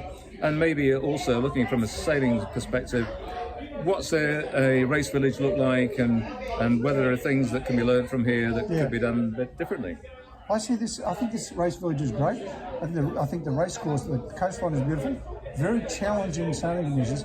I think the town of Marseille is a bit of a challenge in itself to be at. How do you feel about that? Yeah, well, it's I think of what was the French Connection or something. What was that film?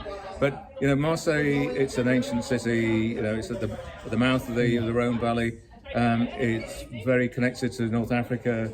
It's a trading place, so you've got all sorts of things going on here. It's a great. If you want to get some drugs, I think you probably get them here. So how hot is it right now? Is it 200? It's freaking hot. Fahrenheit.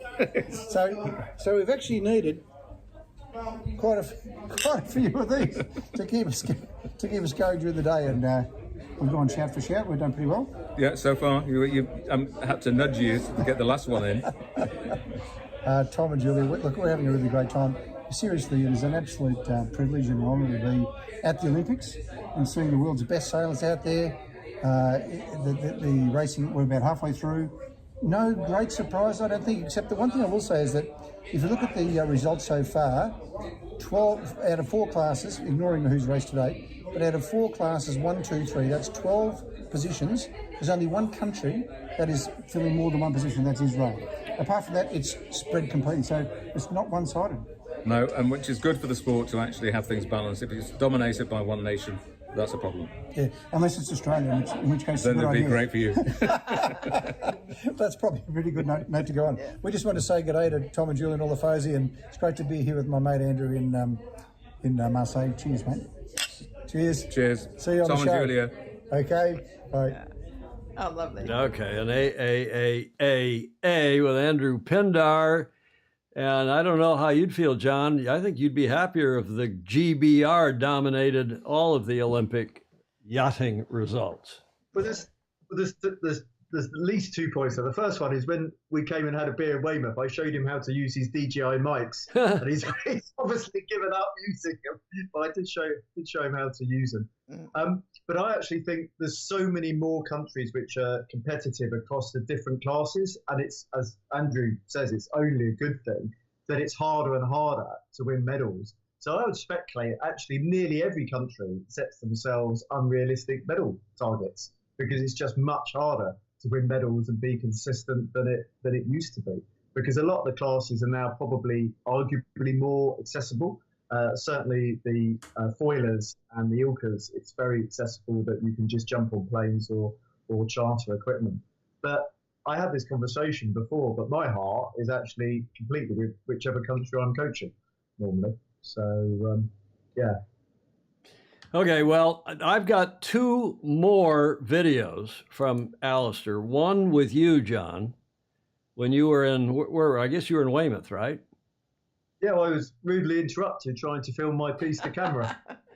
And then we also have one from Alistair. Closely, you can see him waving a bright orange mobile phone in the background.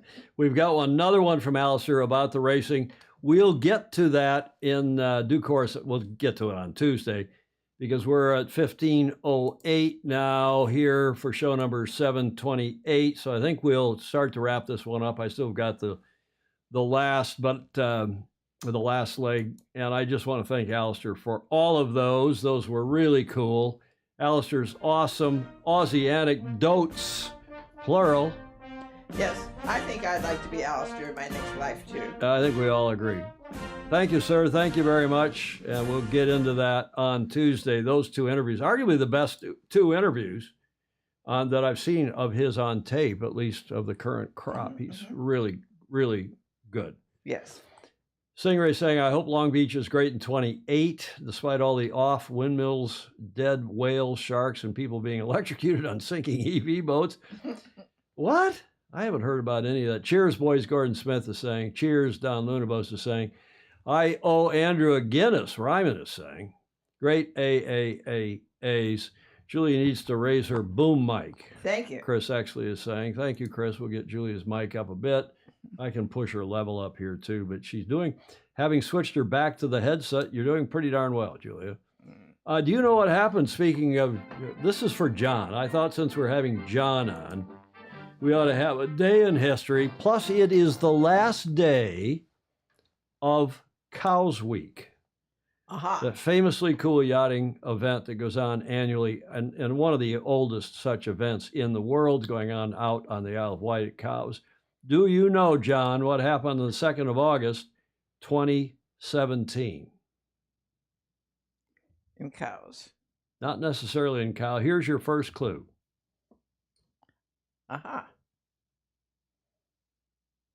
2017. John? When he passed? No. Is that when he passed? No. Because it seems more recently than that. He didn't die till 2021. Yeah, that's what I thought. But the years do seem to be going progressively quicker, Tom. Okay. And he is... Tom Daly, he did his first Olympics when he was like 12 or 13. He's now 30 years old, and that's his 4th Olympics. I think his 5th, actually, isn't it? Is it his 5th? Tom That's Daly? really scary. I think it's actually his 5th Olympics. You're esteemed Olympic diver. That's obviously His Royal Highness Prince Philip of Great Britain, who lived to be 99.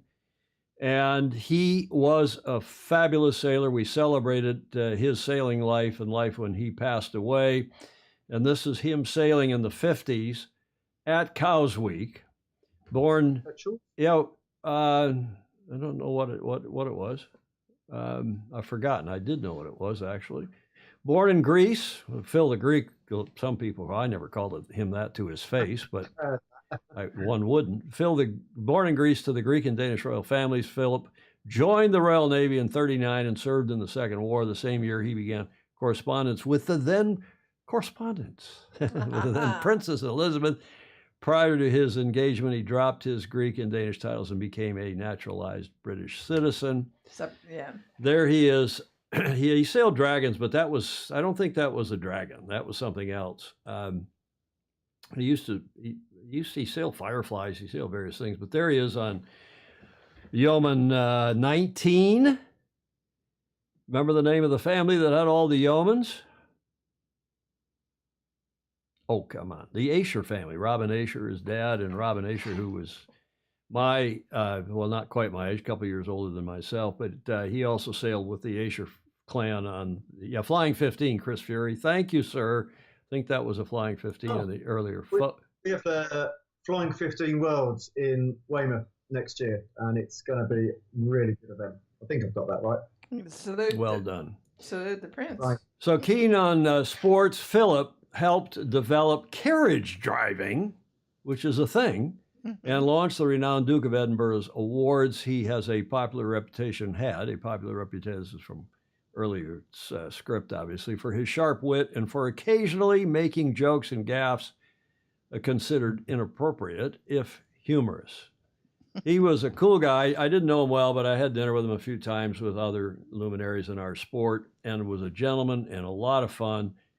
And it was in 2017 that he announced his retirement from royal responsibilities at the age of 96, having completed 22,000 and change solo engagements since 1952, when he married who became the Queen in 53.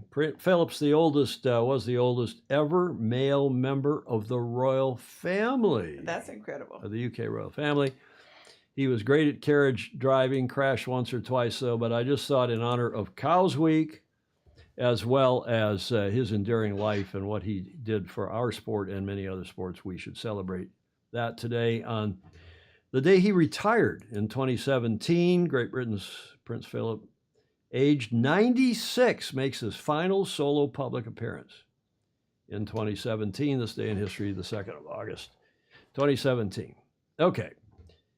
We get to the America's Cup quickly here, and Stingray, and I think several others of you mentioned this video that Terry Hutchinson released today, and it's a good one, and it's his monthly update, only a couple minutes long. Enjoy.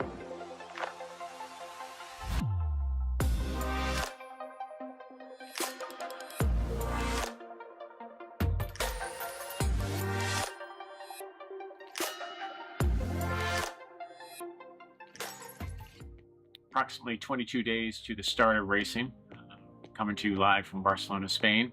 And, in the last couple of weeks, we've been through pretty intensive race development, performance development on Patriot, and then closed the month off with some media install and a little bit of downtime for the sailing team and for the shore team before we really get into the heart of the competition here.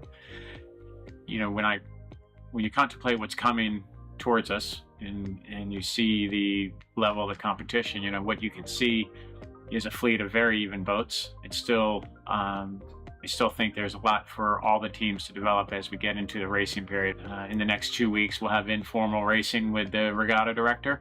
There'll be 2 race course courses going, and really that's an opportunity for all teams to learn about the media equipment, how it interacts with the boat, all the bugs that we're going to have to work out in those systems. But it's also a good opportunity for all the teams to evaluate where you're at. I would expect that, you know, over the next 40 days or 50 days of racing these boats, there's going to be a lot for us to learn. And I'm optimistic about Patriot's performance. You know, in the loose interactions that we've had with the other teams, you know, what you can see is that we have a competitive platform that, you know, if it's going to be sailed well and is sailed well in the moment, it's probably going to be a pretty tough boat to beat. I think it's impressive to see really how far all the teams have developed over 3 of these generations of boats, you know, considering this is the 3rd Patriot that we've had inside of our shed here. And it's, you know, it's nerve-wracking. It's exciting because it's what we've been working for. You know, you can feel, you know, I think you can feel when you come into American Magic, into our base, you can't really decipher between a race day and a training day. That's a compliment to the level of experience that we have inside of our team, but it's also, you know, a little bit of internal focus to the business at hand. So yeah, I mean, we're definitely getting towards the business end of this competition, and it's going to be exciting to see what lay out in front of us. And as we get through this month of August, and at the end we start round robin 1 and then straight into round robin 2, you know, it's all to play for. We had those schedules of the preliminary regatta and then the rounds robin for the Louis Vuitton Cup in the last show, and I didn't put them back in here because I knew we'd run a little long. But here's an interesting stat I thought you would all enjoy, courtesy of Matt Sheehan at Planet Sail. The days afloat, this is up through the 4th of July, the days afloat per team. American Magic, 338 days afloat in this campaign up through the 4th of July. It's amazing. Alinghi second with 258. Luna Rosa Prada Pirelli third with 170. ETNZ, Emirates Team New Zealand, fourth with 158. Ineos Britannia with 154.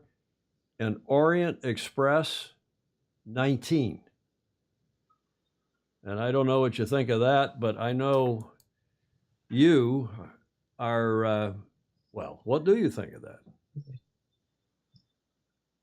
Well, it's obviously not a one cup campaign, but that's going to make it pretty hard for them if their conditions are tricky. But as I said, you know, you see with Marseille, forecasts aren't necessarily that accurate. So I'm hoping we'll have really good conditions in Barcelona, because normally you rock up and they say it's never normally like this. But Orient Express is just going to be another completely vertical learning curve, I think. That was a polite way of putting it, John. I don't know what days afloat mean. I'm going to call Matt Sheehan and find out exactly what that stat. But obviously, he was somehow, because he's a very good journalist, comparing apples and apples. So we'll see what that says. Or wouldn't it be in sailing? Well, in sailing for sure, but you know, it's not just going out and cruising around and fishing in their chase boat or something. I'm sure that's the case, but we'll get that. I thought it was an interesting stat nonetheless, and as a couple of you have said, a really cool video, refreshingly straightforward. Rick Banner was saying about that video, and I couldn't agree more. Thank you, Matt Sheehan, for that. Planet Sail. He had another video out today with Andy Rice, but it's kind of old news because it was recorded from the Olympics and several days ago.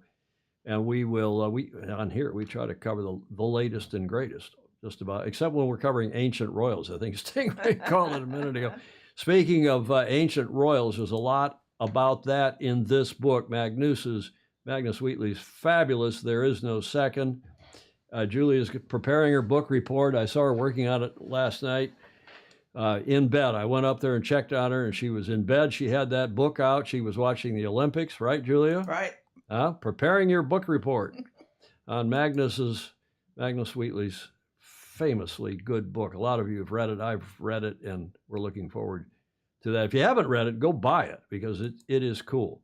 Now, you keep asking me about this next, our final topic here today on the last leg, and that is a release that came out this morning, Several of you texted and said our sport is doomed with a screwed, I think you said, with a capital F, because it's already expensive, and wondering if this is going to make our sport even more expensive for the reasons that will become obvious here in a moment. But NTG, excuse me, North Technology Group, that owns, among other things, North Sales, has now added Doyle Sales and Quantum Sales to its roster of best-in-class brands. They've linked up, they've teamed up, they've been bought, apparently, by NTG. And the press release says NTG continues to expand its family of best-in-class marine brands by adding two of the world's most respected sailmakers, Doyle and Quantum. As part of NTG's diverse portfolio of world-class businesses operating across the sailing and ocean lifestyle industries, Doyle and Quantum will continue to operate independently, retaining their unique, I think this was written for the FTC, Julia, Federal Trade Commission, retaining their unique brand identities and competing for market share. Yeah, right. Okay, maybe at first. Each business will continue to manage its own loft, sales, and marketing teams and product suites. The NTG ownership structure will provide each brand with the freedom, financial security, and resources to continuously improve and offer better experiences for sailors. I'm not going to read these quotes, but the predictable, I'll put them up on my Facebook page and the SI Facebook page, but everybody saying what a great deal this is going to be for all three of these organizations, going to keep them all in business and helping our beloved sport. And we shall see about that. I did not do a corrector Crutonic. I don't know how you all feel about it. But we don't know yet, do we? Well, I don't have but it's, as I said at the outset, our sport's already expensive, and I don't see how this is eliminating or I don't see how this is improving the competitive factor in the economic part of our sport. I don't know how Ullman Sales, for example, is going to feel about this, or any of the other, some of you call them white sail manufacturers, local white sail manufacturers in your hometowns. We'll be covering this story. I'd be interested in what your comments are as well going forward. Bill Cook saying, it won't make it cheaper.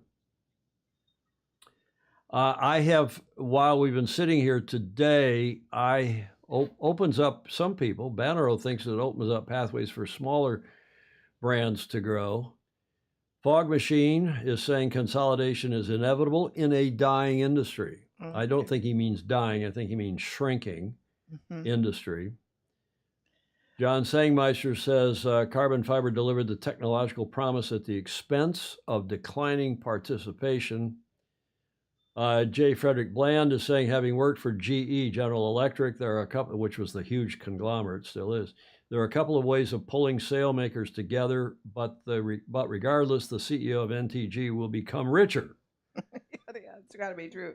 There's a note from Chris Exley too, and that the days afloat are combined days of water in both AC 75s and AC 40s. Yeah, I think we knew that. I'm not surprised by that. John, do you have any comment on this development here in the sailing making business?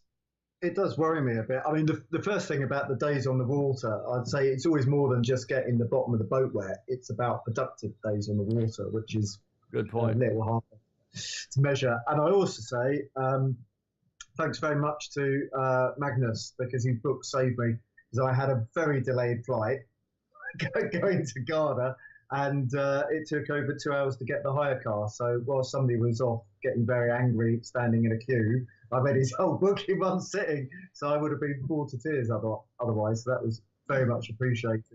But I mean, it is a good book, though, isn't it? If some of you Brits may be more interested in all the royal family stuff and the other royals at the beginning of the book. I found it interesting because I knew some of the names from America's Cup history, but others have said, too much about British royalty in the early part.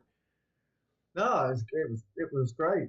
And I said it saved me out of a hole. I was the only person actually with a paper book reading for the entire time, just standing outside, lying outside in the way of the queue. But I always give the examples about the ILCA manufacturers, and that's just my bread and butter. But I just think competition of manufacturers is a good thing, and it sort of keeps everybody honest. And when they all come together and there's less competition, I really struggle to see how that's a good thing, apart from the person who's buying it out. I mean, in the laser, which turned into the ILCA, we went the other way, to put pressure on the manufacturers to do a good product at a good price. So, yeah, I am a little worried. Well, I think you would all agree whoever wrote the press release did a superb job. Yes. Okay, that gets us to Whiskey Tango Foxtrot. I have only one because I knew we were going to run long today. We're almost to 2.5 hours. And this came from a FOSI just before we went to air. Another, since we've been on the Olympics. Man. Huh? The Turkish shit, man. Did you see this? Have you seen this on the tube? Yeah, they couldn't allow him to finish first because people would guess his real profession in Turkey. That was the meme going around. Well, the guy rocks up, and it's in the pistol shooting competition. And this is a comment from one of our FOSI. The Turkish pistol shooter walked up, hand in pocket, blam, blam, blam, silver medal. No special heads-up display, no Google glasses, and other contraptions that all the others use. Apparently, he just walked up and blew everybody else away, not literally. Mm-hmm. What do you think, John? Well, the meme going round is that he's had a lot of experience in the field, so I don't know. You know what I'm saying? I don't want to meet him in a dark alley, right? That came from Matt Suzuki in France, American who's living in France, and that is very much a hitman, Ted Ryman says. Yeah, the hitman.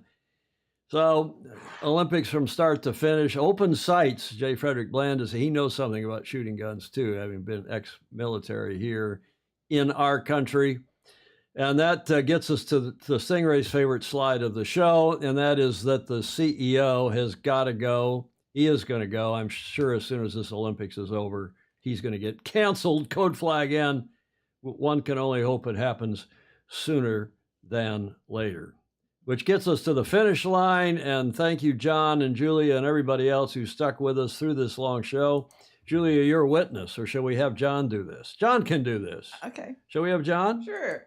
John, you're a witness. Yeah, I can read if you want to like, follow, share, and for YouTube, if you do subscribe. So personally, I always tend to watch YouTube if I can't catch the live show, because you can have that window-in-window thing on your phone, and it's actually kept me company many times when I have a long drive to watch the show in replay. So please do like, follow, and share. And comments always welcome, especially in replay. And I will try and look back and see if there's any questions that I didn't answer because I didn't quite manage to catch them at the time. Indeed.